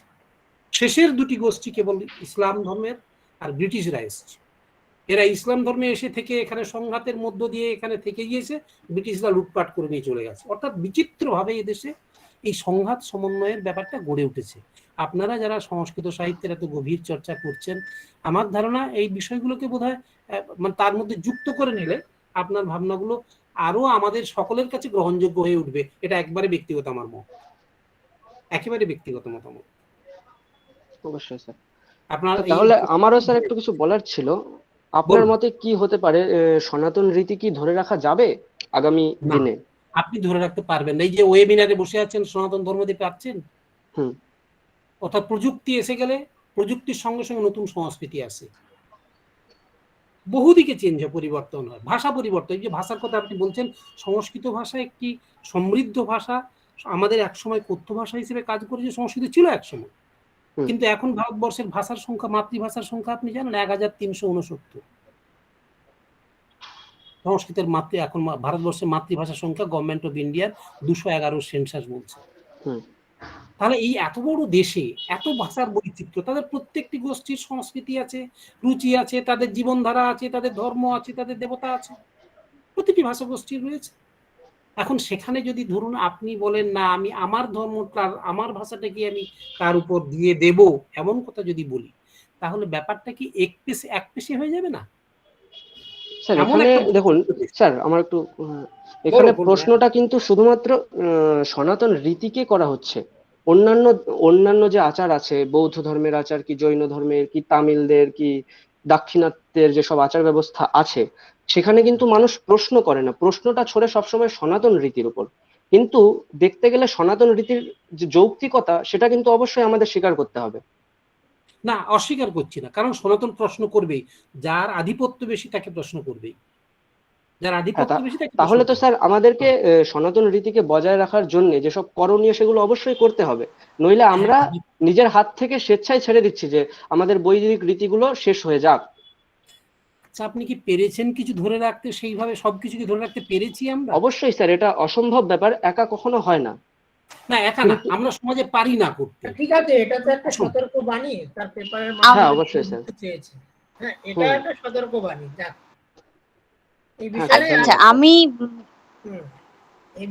হ্যালো, হ্যাঁ বলছি, আমি পরবর্তী বক্তা যেহেতু নেই, আমি মহিদাস স্যারের সূত্র টেনে একটু, মানে রাজেশকে ঠিক উত্তরটা দেব না, মানে আমার মনে হয় আমাদের যে সংস্কৃতি, এই যে সূত্র, তারপর ভাষ্য, তারপর টিকা, তারপর নিবন্ধ, এই যে ধারাটা, এই ধারা ইটসেলফ আমাদেরকে বলে দেয় যে ঠিক আমরা কিছু ধরে রাখার চেষ্টা কোনোদিনই করিনি, আমরা সবসময় একটা আদান প্রদানের মাধ্যমেই এগিয়েছি। আর সেটা যদি না হতো, ধর্মশাস্ত্রের মধ্যেই এত রকম সংঘাত থাকতো না। মানে যেখানে যাজ্ঞবল্ক্য প্রথম জায়গা দিচ্ছে যে না, যদি তার স্বামী মারা যায় তাহলে কিন্তু সেই স্ত্রীকে কিছু অন্তত জায়গা, কিছু অন্তত সম্পত্তি দেয়া হবে, মনুস্মৃতি কিন্তু সেই জায়গাটা দেয়নি। তাহলে কোথাও একটা সংঘাত সমন্বয়ের এই যে কনসেপ্টটা, এটা কিন্তু আমাদের ছিল। ফলত আজকে যদি আমি বলি যে একটা অভ্যাস এসে গেছে এবং আমরা সেটাকে বোধহয় অ্যাডপ্ট করে নিচ্ছি বা অভিযোজন করে নিচ্ছি, তার ফলে আমরা কোথাও একটা পিছিয়ে যাচ্ছি, এই ধারণাটাই কিন্তু আমাদের রাখা আমার মনে হয় উচিত নয়। কারণ হলো যে আমরা এর মধ্যে দিয়েই বাড়ছি। আজকে আমরা ওয়েবিনার অনলাইনে করছি, আজকে এমনও অবস্থা হচ্ছে যে যোগ্য পর্যন্ত আপনারা যদি দেখেন মানে অনলাইনে কেউ একটা ক্লিক করে দিচ্ছে, যোগ্য সেখানে হয়ে যাচ্ছে। তাহলে কনসেপ্টটা চেঞ্জ হতে বাধ্য, কিন্তু সেটা থাকছে বলেই কিন্তু আমরা আলোচনাগুলো চালিয়ে যাচ্ছি। তাহলে সমন্বয় আর সংঘাত এই দুটো কিন্তু একদমই ওই নদীর দুটো পাড়ের মতন চলছে। আমরা যেমন একদমই বেড়া দিয়ে আটকাতে পারবো না, সম্ভব নয়। কারণ এই করোনার সময় আমরা না গিয়ে দেখা করে কথা বলতে পারবো, আবার না আমাদের জ্ঞানের যাত্রাকে বন্ধ করতে পারবো। তাহলে উপায় কি? উপায় হলো এইরকম ভাবে। তাহলে একটা কোথাও একটা সমন্বয়ের বার্তা কিন্তু আমাদের সংস্কৃতিতে আছে, এবং সেটাকেই যেন আমরা বজায় রাখি। তা না হলে কিন্তু যতটা আমরা পারছি সেটাও পারবো না, এটা আমার মনে হয়। আমার একটু ধন্যবাদ জানাই, আমি ভালো লেগেছে রাজেশ, খুব আমার রাজেশেরটা শুনেছি আর দেবশ্রী শুনেছি, ভালো লেগেছে। দুজনেরই আলোচনা বিষয়কে তুলে এনেছেন, আমাদের কথা বলার সুযোগ দিয়েছেন। চেয়ার করছেন উত্তম বাবু, আপনার সাথে আমার পরিচয় নেই, বাকি যারা রয়েছেন সবাইকে আমার ধন্যবাদ। আমি স্যার ধন্যবাদ স্যার। আমি স্যার বিদ্যাসাগর ইউনিভার্সিটিতে আছি।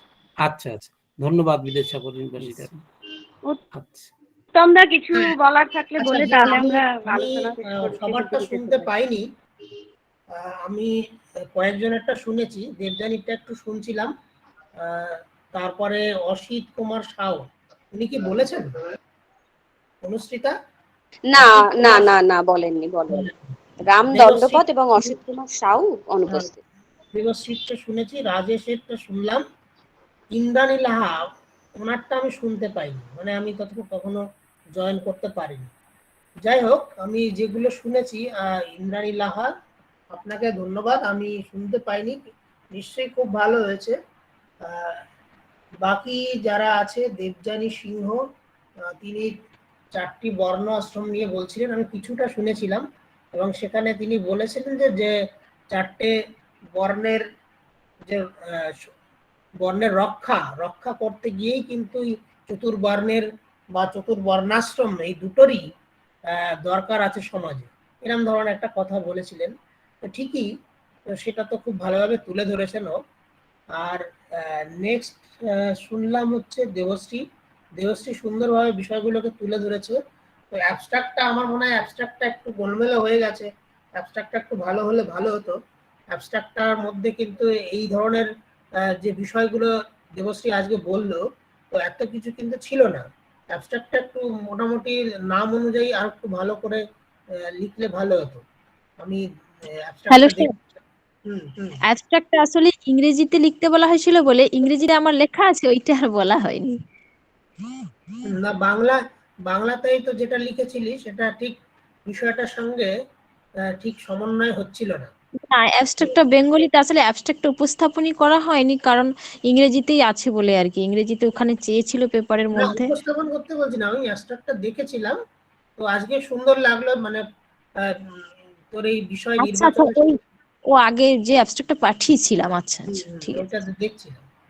আচ্ছা আচ্ছা। ঠিক আছে, তারপরে রাজেশ ভালো বলেছে, কিন্তু আমারও যে জায়গাটা, যে প্রাচীন ভারতীয় সংস্কৃত বলতে মানে কালগুলো অবশ্যই বলতে হবে রাজেশ। সেটা হচ্ছে, আমি যদি কোনো এরকম প্রাচীন ব্যাপারটা ধরি, তাহলে প্রাচীন বা মধ্যযুগীয় যাই বলি না কেন, তাহলে কিসের নিরিখে তার ভাগ করছি সেটাও বলতে হবে। প্রাচীন কালটা কোন সময়টা থেকে কোন সময় অবধি, পুরোটাই তো ভারতীয় সংস্কৃতি। তাহলে প্রাচীন ভারতীয় সংস্কৃতি বলতে একটা ঠিক আন্দাজ করে দিলে হবে না। স্যার, আমি চেষ্টা করেছিলাম প্রথমে প্রাচীন ভারত একদম বৈদিক কাল, তারপর হচ্ছে মধ্যযুগ, তারপর আধুনিক যুগ, এরকম একটা ভাগ করার চেষ্টা করেছি। কিন্তু ওই ভাগটা করলে আমার সমস্যা হচ্ছিল যে আমি যে বিষয়গুলো বলতে চাইছিলাম সেগুলো একসঙ্গে বললে ওই জন্য সোমনাথ দা ঠিক বলেছে, প্রাচীন শব্দটাকে বাদ দিয়ে শুধু ভারতীয় সংস্কৃতি রাখলেই মনে হয় ভালো হবে। হ্যাঁ স্যার, সেটা মূল যখন পেপার পাবলিশড হবে তার আগে এটাকে একটু ঠিক করে নিবি। আর কাল যদি এটা করিস তাহলে 3টে কালের কথাই বলতে হবে, প্রাচীন, মধ্য আর আধুনিক। অথবা হুম। প্রাচীন আর আধুনিক যেটা বলবি, হুম, হুম। যেটা বলবি সেটা ক্লিয়ারলি বলতে হবে। এই দুটো আচ্ছা স্যার। সংস্কৃতি বা কোথা থেকে শুরু করছিস, কোথায় শেষ করতে চাইছিস সেটাও বলতে পারি। একবিংশতিতে শেষ করছিস নাকি ঊনবিংশতিতে শেষ করছিস, সেই জায়গাটা তুলে ধরতে হবে স্পষ্টভাবে। হ্যাঁ আচ্ছা স্যার, ধন্যবাদ। আর আর রাম দণ্ডপাঠ তো বলেনি, তো আমার মনে হয় খুব ভালো হয়েছে আজকের প্রেজেন্টেশন সবগুলো। আর সোমনাথ দা কিছু বলবে। আর সোমনাথ দা বলো। হ্যাঁ, আমি উত্তম পারমিশন নিচ্ছি। যেটা হচ্ছে, আচ্ছা ওকে না, আরেকটা জিনিস আমি একটু বলতে চাইছি। এই যে সনাতন ধর্মের কথা বারবার বলছে, তো এই সনাতন বলতেও কি বোঝাতে চাইছে অ্যাকচুয়ালি? এটা তো একটা টেকনিক্যাল টার্ম। এই সনাতন বলতে তুমি কি বোঝাতে চাইছো এক্স্যাক্টলি? আচ্ছা হ্যাঁ, হ্যাঁ, হ্যাঁ বলো, তারপর নাকি ব্রাহ্মণ্য ধর্মের কথা বলছো, নাকি পরবর্তী বৈদিক ধর্মে? বৈদিক যুগটা তো একটা বিশাল যুগ, সেখানে পূর্ববর্তী পরবর্তী বৈদিক যুগ আছে, এবং লেটার বেদিক পিরিয়ড। তুমি সংস্কৃত ছাত্র হিসেবে জানো যে লেটার বেদিক পিরিয়ডে কত রকমের সাহিত্য, সূত্র সাহিত্য, নানান রকম সাহিত্যের রচনা হয়েছে, উপনিষদের রচনা হয়েছে।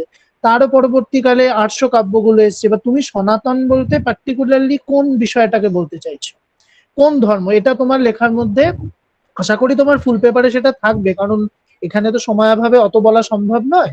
এটা থাকবে। আরেকটা জিনিস হচ্ছে, তোমাকে আমি পয়েন্ট আউট করি, আমার হঠাৎ মনে পড়লো। তুমি শকুন্তলার ওই শ্লোকটি বললে না, নকলু নকলু বান সন্নিপাত্য এমস্মিন মৃদু নিমিগ শরীরে। এই শ্লোকটা নিয়ে কিন্তু সমস্যা আছে। এই শ্লোকটা কিন্তু তুমি জানো যে অভিজ্ঞান শকুন্তলমের 3টে সংস্করণ আছে। এই দক্ষিণ ভারতীয় সংস্করণে কিন্তু এই শ্লোকটা নেই।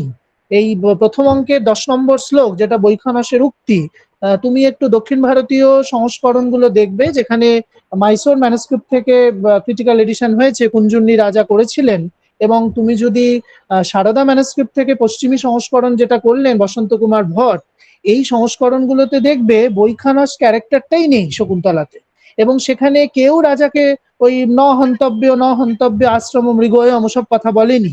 ওখানে জাস্ট দুষ্যন্ত ওই হরিণের পেছনে তাড়া করছেন, এবং সেখানে একজন জনৈক ঋষি মুনি এসে তাকে বললেন আশ্রম সামনে, আপনি একে হত্যা করবেন না। ওখানে কিন্তু নখলু নখলু বানস লোকটা নেই। সুতরাং তুমি তো ভারতীয় সংস্কৃতি বলছো, এটা মহিদাস বাবু খুব ভালো পয়েন্ট আউট করেছেন এটা, যে তুমি তো ভারতীয় সংস্কৃতি বলতে অখণ্ড ভারতবর্ষ। তুমি দক্ষিণ বা তোমার সংস্কৃত সাহিত্য তো সারা ভারতবর্ষে প্রচলিত। সেটা তো খালিমাত্র আর্যাবর্তে বা ব্রহ্মাবর্তে নয়, ওটা দক্ষিণ ভারতেও প্রচলিত। এবার তোমার যখন রেফারেন্স হবে, তোমার সেই রেফারেন্সটাকে কিন্তু কংক্রিট করতে হবে। সেখানে তুমি এমন কোন শ্লোক দেবে না যেই শ্লোকটা নিয়ে কন্ট্রোভার্সি রয়েছে, যেই শ্লোকটা দক্ষিণ ভারতে নেই, পশ্চিম ভারতে নেই। কাশ্মীর রিসেনশনে শকুন্তলায় নখলু নখলু বানো এই শ্লোকটা নেই। সুতরাং আমাদের বঙ্গীয় সংস্করণে একমাত্র নখলু নখলু বানো আছে, এবং সেখানে পুষ্পরাশি তুলরাশি এসব নিয়ে চর্চা আছে, এগুলো তুমি জানো, আর এগুলো আমরা সকলেই জানি। কিন্তু এই ধরনের এই শ্লোকটাকে আমার মনে হয় তুমি একটু ভেবেচিন্তে দেখতে পারো। ওখানে তো আরো অসংখ্য শ্লোক আছে, সেগুলো তুমি উল্লেখ করতে পারো। না হলে তোমাকে ওখানে পয়েন্ট আউট করতে হবে যে আমি এই সংস্করণের এই বিষয়টা নিলাম। তখন আবার তোমার প্রশ্ন আসবে, তাহলে আর ভারতীয় সংস্কৃতি হলো কি করে? তাহলে তো তুমি শুধুমাত্র উত্তর পূর্ব ভারত বা পূর্ব ভারতেই কেন্দ্রীভূত থাকছো। ঠিক আছে, এই বিষয়গুলো একটু দেখতে হবে। ধন্যবাদ উত্তম অনুসৃতা। উত্তম বাবু, আমাকে 1 মিনিট বলতে দিন, 1 মিনিট সুযোগ দিন, আমি রাজেশকে একটা কথা বলবো। রাজেশ, আমি একটা বিষয় বলছি। প্রথমে এই যে ভাগটা দেখাচ্ছিলেন না আপনি, বৈদিক তারপরে বোধহয় দর্শন শাস্ত্র, এই যে ভাগটা করেছেন, সেখানে আপনাকে বোধহয় বৈদিক সাহিত্য এবং ধ্রুপদী সাহিত্য দুটোকে যুক্ত করে বললে বোধহয় ব্যাপারটা স্পষ্ট হয়। সেটা আপনি একবার দেখবেন ভালো করে। দ্বিতীয় যে বিষয়টা আপনি বলেননি, সেটা আমাকে বলতে হচ্ছে, আমি বলবোই, কারণ আমি ব্যাকরণ আর ভাষাতত্ত্ব একটু ভালোবাসি আপনাদের চেয়ে বেশি হয়তো। সে কারণে ব্যাকরণের কথাটা আপনি একেবারেই উল্লেখ করেননি। ভারতবর্ষের ব্যাকরণ গোটা বিশ্বকে সমৃদ্ধ করেছে, ফলে ব্যাকরণকে পৃথকভাবে উল্লেখ করার দরকার রয়েছে। সেটাকে দর্শন শাস্ত্রের মধ্যে ফেলে দেওয়া যাবে না, ওকে পৃথকভাবে বলতে হবে। কারণ ভারতবর্ষের ব্যাকরণ, সংস্কৃত সাহিত্যের ব্যাকরণ দর্শন একেবারে গোটা বিশ্বকে নানাভাবে আলোড়িত করেছে।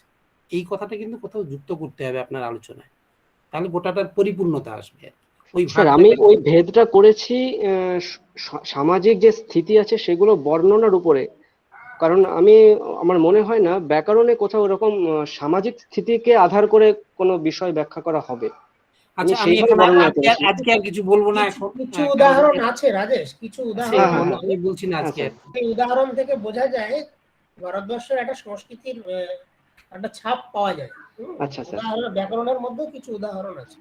কেন আপনি পাতঞ্জলির মহাভাষ্য পড়লে সেখানে ব্যাকরণ পাঠের প্রয়োজনীয়তার কথা কি বলা হয়েছে দেখবেন হ্যাঁ সেখানে অবশ্যই অবশ্যই স্যার, হ্যাঁ ওইখানটা আমাকে উল্লেখ করতে হতো, ওখানে আছে যাই এরকম। হোক রাজেশ, এরকম কিছু ভাবার কারণে যে তোকে সবাই অনেক সাজেশন দিচ্ছে মানে তোরটা একদমই খারাপ হয়েছে তা নয়, না না, না, ভালো তা না, হয়েছে তা না, এবং আরো একেবারেই তা ভালো না, হবে। তা না, লেখাটা ভালো করে আসুক আমি চাইছি, হ্যাঁ লেখাটা ভালো করে। ঠিক আছে, ভালো হয়েছে। বরং ও একটা অনেক এটা বড় বিষয়কে খুব কম সময়ে প্রস্তুত করার চেষ্টা করেছে, এটা বরং আরো কঠিন কাজ ও করতে পেরেছে। এটা ভালো হয়েছে, কিন্তু এই বিষয়গুলো যুক্ত হলে কারো কোনো প্রশ্ন থাকবে না। তো এটা তো এই আচ্ছা এগুলো আচ্ছা, এই সত্যি, জায়গাটাই তো এগুলো ভাবতে হয়। পেপার হ্যাঁ মানে ম্যাডাম। এত এই জন্যই যে জিনিসও তুলে ধরেছে এবং তার মধ্যে থেকে কিছু কিছু জিনিস বেরিয়ে যাচ্ছে।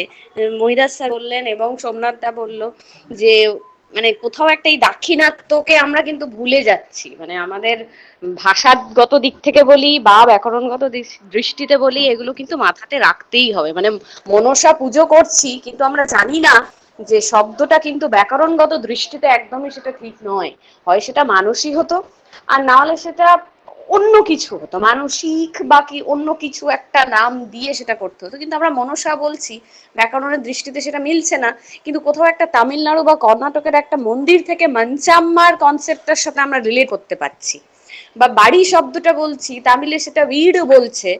তো কেন আমি শুধুমাত্র এটাই জানবো যে সনাতন ধর্মকে আমাদেরকে বা সনাতন রীতিকে আটকাতে হবে? আমাদের কখনোই এই আটকানোর কনসেপ্টটাই নেই। তো সেটা খুব সুন্দরভাবে কিন্তু সবার বক্তব্যের মধ্যে থেকে উঠে এসেছে। হ্যাঁ ম্যাডাম, ঠিক আছে ধন্যবাদ। রাজেশ। হ্যাঁ রাজেশ, আরেকটা জিনিস, মানে এটা আমার মনে হয়েছে, এটা আমার নয়, মানে অনেকের ধারণা, ঠিক আছে, আমার মনে হয় না, এটা অনেকের ধারণা যে আর্যাবর্তের একটা ম্যাপ পাওয়া যায়, ঠিক আছে, ভারতবর্ষের একটা ম্যাপ পাওয়া যায় যেটাকে আর্যাবর্তের ম্যাপ বলে, ম্যাপ। সেই আচ্ছা আচ্ছা ম্যাপটাতে দেখা যাচ্ছে যে উত্তর পশ্চিমের অনেকটা এরিয়া, মানে আফগানিস্তান অব্দি চলে গেছে, ঠিক আছে, সেটা হচ্ছে পুরো আর্যাবর্ত। তো আচ্ছা স্যার। কিন্তু আর্যাবর্তের এখানে যা আমরা সাহিত্যে যা পাচ্ছি, সেখানে আর্যাবর্তের কিন্তু পুরো নির্দিষ্ট করে দিয়েছে কোথা থেকে কোথা কোন অব্দি। তাতে কিন্তু একদম পুরো উত্তর ভারতটা বাদ বলেই মনে হচ্ছে, নাকি ওটাও থাকবে, কোনটা ঠিক সেইটা কিন্তু একটু পারলে যদি কোনোভাবে ব্যাখ্যা করা যায়। হ্যাঁ স্যার। সোমনাথ দা, এই ব্যাপারে কিছু বলবে? হ্যাঁ, এ ব্যাপারে বলতে গেলে হচ্ছে অনেক কথা বলতে হয়, এখন তো সময়টাও বড্ডই অভাব। এখন ওর আর্যাবর্ত বলতে সেই সময়কার ভারতবর্ষের কথা ধরতে হবে, যে সময় ভারতবর্ষ হিন্দুকুশ পর্বত থেকে শুরু হয়েছে। আফগানিস্তান, ইরাক, ইরান বর্ডার হিন্দুকুশ থেকে শুরু করে আমাদের এখনকার বর্তমান পাকিস্তান, এই পুরো এরিয়াটা, আর এদিকে নেপাল, তরাই অঞ্চল, ব্রহ্মদেশ সব ভারতবর্ষ অন্তর্ভুক্ত। এই অখণ্ড ভারতবর্ষ যে সময়কার আলোচনা করছে, সেই সময় ভারতবর্ষের ম্যাপটা সুবিশাল, এবং সেই সময় এতগুলো এই যে ভাষা গোষ্ঠী, যেটা মহিদাস বাবুর বিষয়, এই এতগুলো ভাষা গোষ্ঠীর মানুষ সেখানে বসবাস করছে। এবং এই যে একটা কথা যে কারা বাইরে থেকে এসছে আর কাদেরকে সরিয়ে কারা বাসস্থান করছে, এটা নিয়ে তো নানান মত আছে। অতএব এটা সর্বজনগ্রাহ্য মত একটাই, এরকম কিছু ভাবা উচিত নয়। সুতরাং এই এত ভারতবর্ষে নানা ভাষা, নানা মত, নানা পরিধান, এত মানুষ, এবং সেখানে আদান প্রদান, এই রবীন্দ্রনাথের কথায় না, এই ভারতের মহামানবের সাগর তীরে, মানে এখানে সত্যি একটা সমুদ্র। এখানে ওই জন্য একটা কথা বলে না যে আমরা কোন সংস্কৃতিকে এই যে এখনকার আমরা আধুনিক মানুষেরা প্রাচীন সংস্কৃতিকে অপমান করে আধুনিক সংস্কৃতিকে গ্রহণ করছি, তা কিন্তু নয়। এটা আমাদের সমাজ সংস্কৃতির বর্তমান প্রেক্ষাপট আমাদের সেটা করতে বাধ্য করছে। আমি এখন এই যে তুমি একটা জায়গায় উল্লেখ করেছো যে মানুষ এখন ধুতি পাঞ্জাবি পরা বন্ধ করে দিয়েছে, এখন আমরা পশ্চিমী পোশাকের দিকে যাচ্ছি, তা নয়। ধুতি পাঞ্জাবি এখনো অনেক মানুষ পরছেন। আমরা আমাদের অনেক মাস্টারমশাইকে দেখেছি, আমার মাস্টারমশাই সুবুদ্ধি চরণ গোস্বামী, করুণা সিন্ধু দাস, এদেরকে সবসময় আমি ধুতি পাঞ্জাবি পরেই ছোটবেলা থেকে দেখতে এসেছি। এবার ব্যাপার হচ্ছে সেই জিনিসটা, এরা তো এখনকার মানুষ না, এরা এখন এই সময়কার। সুতরাং ও বলতে যে তোমার ছাত্ররা তো তোমাকে দেখতে পাচ্ছে না, আমাকে দেখতে পাচ্ছে না, সেটাই বলছে। আচ্ছা, সেই ওই যে আমি বললাম এখানে যে বর্তমান সমাজ, সংস্কৃতি, প্রেক্ষাপট এবং আমাদের এই যে ফাস্ট লাইফ, এটা এমন ভাবে আমাদেরকে আষ্টে পিষ্টে বেঁধে রেখেছে, যার জন্য আমরা হয়তো ওইগুলোকে বেশি অ্যাডপ্ট করতে মানে অনেক বেশি সফল হচ্ছি বা অনেক বেশি ইউজ টু হয়ে যাচ্ছি। এটাও একটা কারণ। সংস্কৃতির একটা অঙ্গ। একদমই তাই, একদমই তাই। তাহলে পোশাক সংস্কৃতির অবশ্যই অঙ্গ। সনাতন যে রীতিনীতি বা সংস্কৃতি ছিল সেখান থেকে তো ফিরে যাচ্ছে, দূরে চলে যাচ্ছে।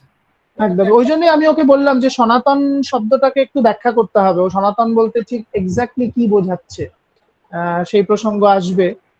যাই হোক, এই খুব ভালো লেখা, তাই এত আলোচনা হচ্ছে, খুব ভালো লাগছে। এই ইন্টারাক্টিভ সেশন গুলোই দরকার সেমিনারে। একজন খালি পেপার পড়ে গেল আর বাকিরা সবাই চুপ করে শুনে গেল, ব্যাস তাই রে না করে শেষ হয়ে গেল, ওটা একদমই ভালো লাগে না। একদমই একদমই, আমরা সবাই সবাই সবাই আমরা সবকিছু জানতে পারছি সবার কাছ থেকে। একদম একদম। না জ্ঞানে না ক্ষয়ং জাতি, না দানে না ক্ষয়ং জাতি, সরি। আচ্ছা, আমাদের কাছে তো মধুর নেই, মধুরে না সমাপায়েত হবে না, কিন্তু বাক মধুরে না সমাপায়েত হতেই পারে। তাহলে মোটামুটি আমরা শেষের দিকেই, উত্তম না? অমৃতং মধুরং সম্যক সংস্কৃতং হি ততোধিকম। সংস্কৃত তো মধুরের মধ্যেই আছি আমরা, মধুর মধ্যেই জমে আছি আমরা। আচ্ছা, ঠিক আছে, সবাইকে ধন্যবাদ। সুন্দরভাবে সবাই প্রেজেন্ট করেছেন। আর অনুশ্রিতা, তুই শেষ কর। আচ্ছা, হ্যাঁ, আমার ধন্যবাদ দিয়ে মানে আমি কাকে কাকে ধন্যবাদ দেবো আমি ঠিক বুঝতে পারছি না, কিন্তু তবুও এই পর্বটা দিতেই হয়। সভাপতিত্ব করেছেন ডক্টর উত্তম বিশ্বাস মহাশয়কে, প্রথমত তাকে ধন্যবাদ। শুধু শ্রোতা নয়, এই আলোচনা সত্রকে যারা যারা নিজের জ্ঞান গর্ভের অল্প কিছু অংশের দ্বারা আমাদেরকে আরো ঋদ্ধ করেছেন, ডক্টর মহিদাস ভট্টাচার্য এবং ডক্টর সোমনাথ সরকারকে অনেক অনেক ধন্যবাদ। অনেক জিনিস আমরা জানতে পেরেছি এবং ভাবনার আবার শুরু করেছি, মানে ভাবনার শুরুটা আবার যেন এখান থেকে আবার নতুন করে হলো। বক্তাদের প্রত্যেককেই আমার হৃদয়ের আন্তরিক ধন্যবাদ যে তারা এরকম এক একটি বিষয় তারা নির্বাচন করেছেন যেখানে আমরা আলোচনা করতে পেরেছি এবং আমরা নতুন করে কিছু জিনিস ভাবতে শিখেছি। আর যারা কেবলমাত্র শ্রোতার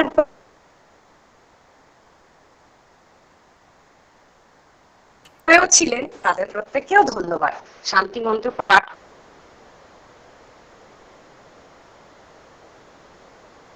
করে আজকের এই আলোচনা আমরা শেষ করব। সর্বে ভবন্তু সুখিনঃ, সর্বে সন্তু নিরাময়াঃ, সর্বে ভদ্রাণি পশ্যন্তু, মা কশ্চিৎ দুঃখভাগ্ ভবেৎ। ওম শান্তি শান্তি শান্তি। ধন্যবাদ, সবাই ভালো থাকেন।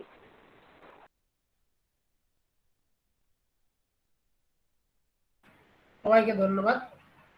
ধন্যবাদ স্যার, ধন্যবাদ ম্যাডাম। অর্গানাইজারের পক্ষ থেকে সবাইকে ধন্যবাদ ম্যাডাম, ধন্যবাদ স্যার। ও আচ্ছা, প্রতীত আছে, প্রতীত ও দেখতেই পাইনি আমি তো। প্রতীতকেও অনেক ধন্যবাদ, বাপরে কখন এসেছে আমি দেখতে পাইনি, তো ধন্যবাদ দেওয়া হয়নি। ঠিক আছে, চলো।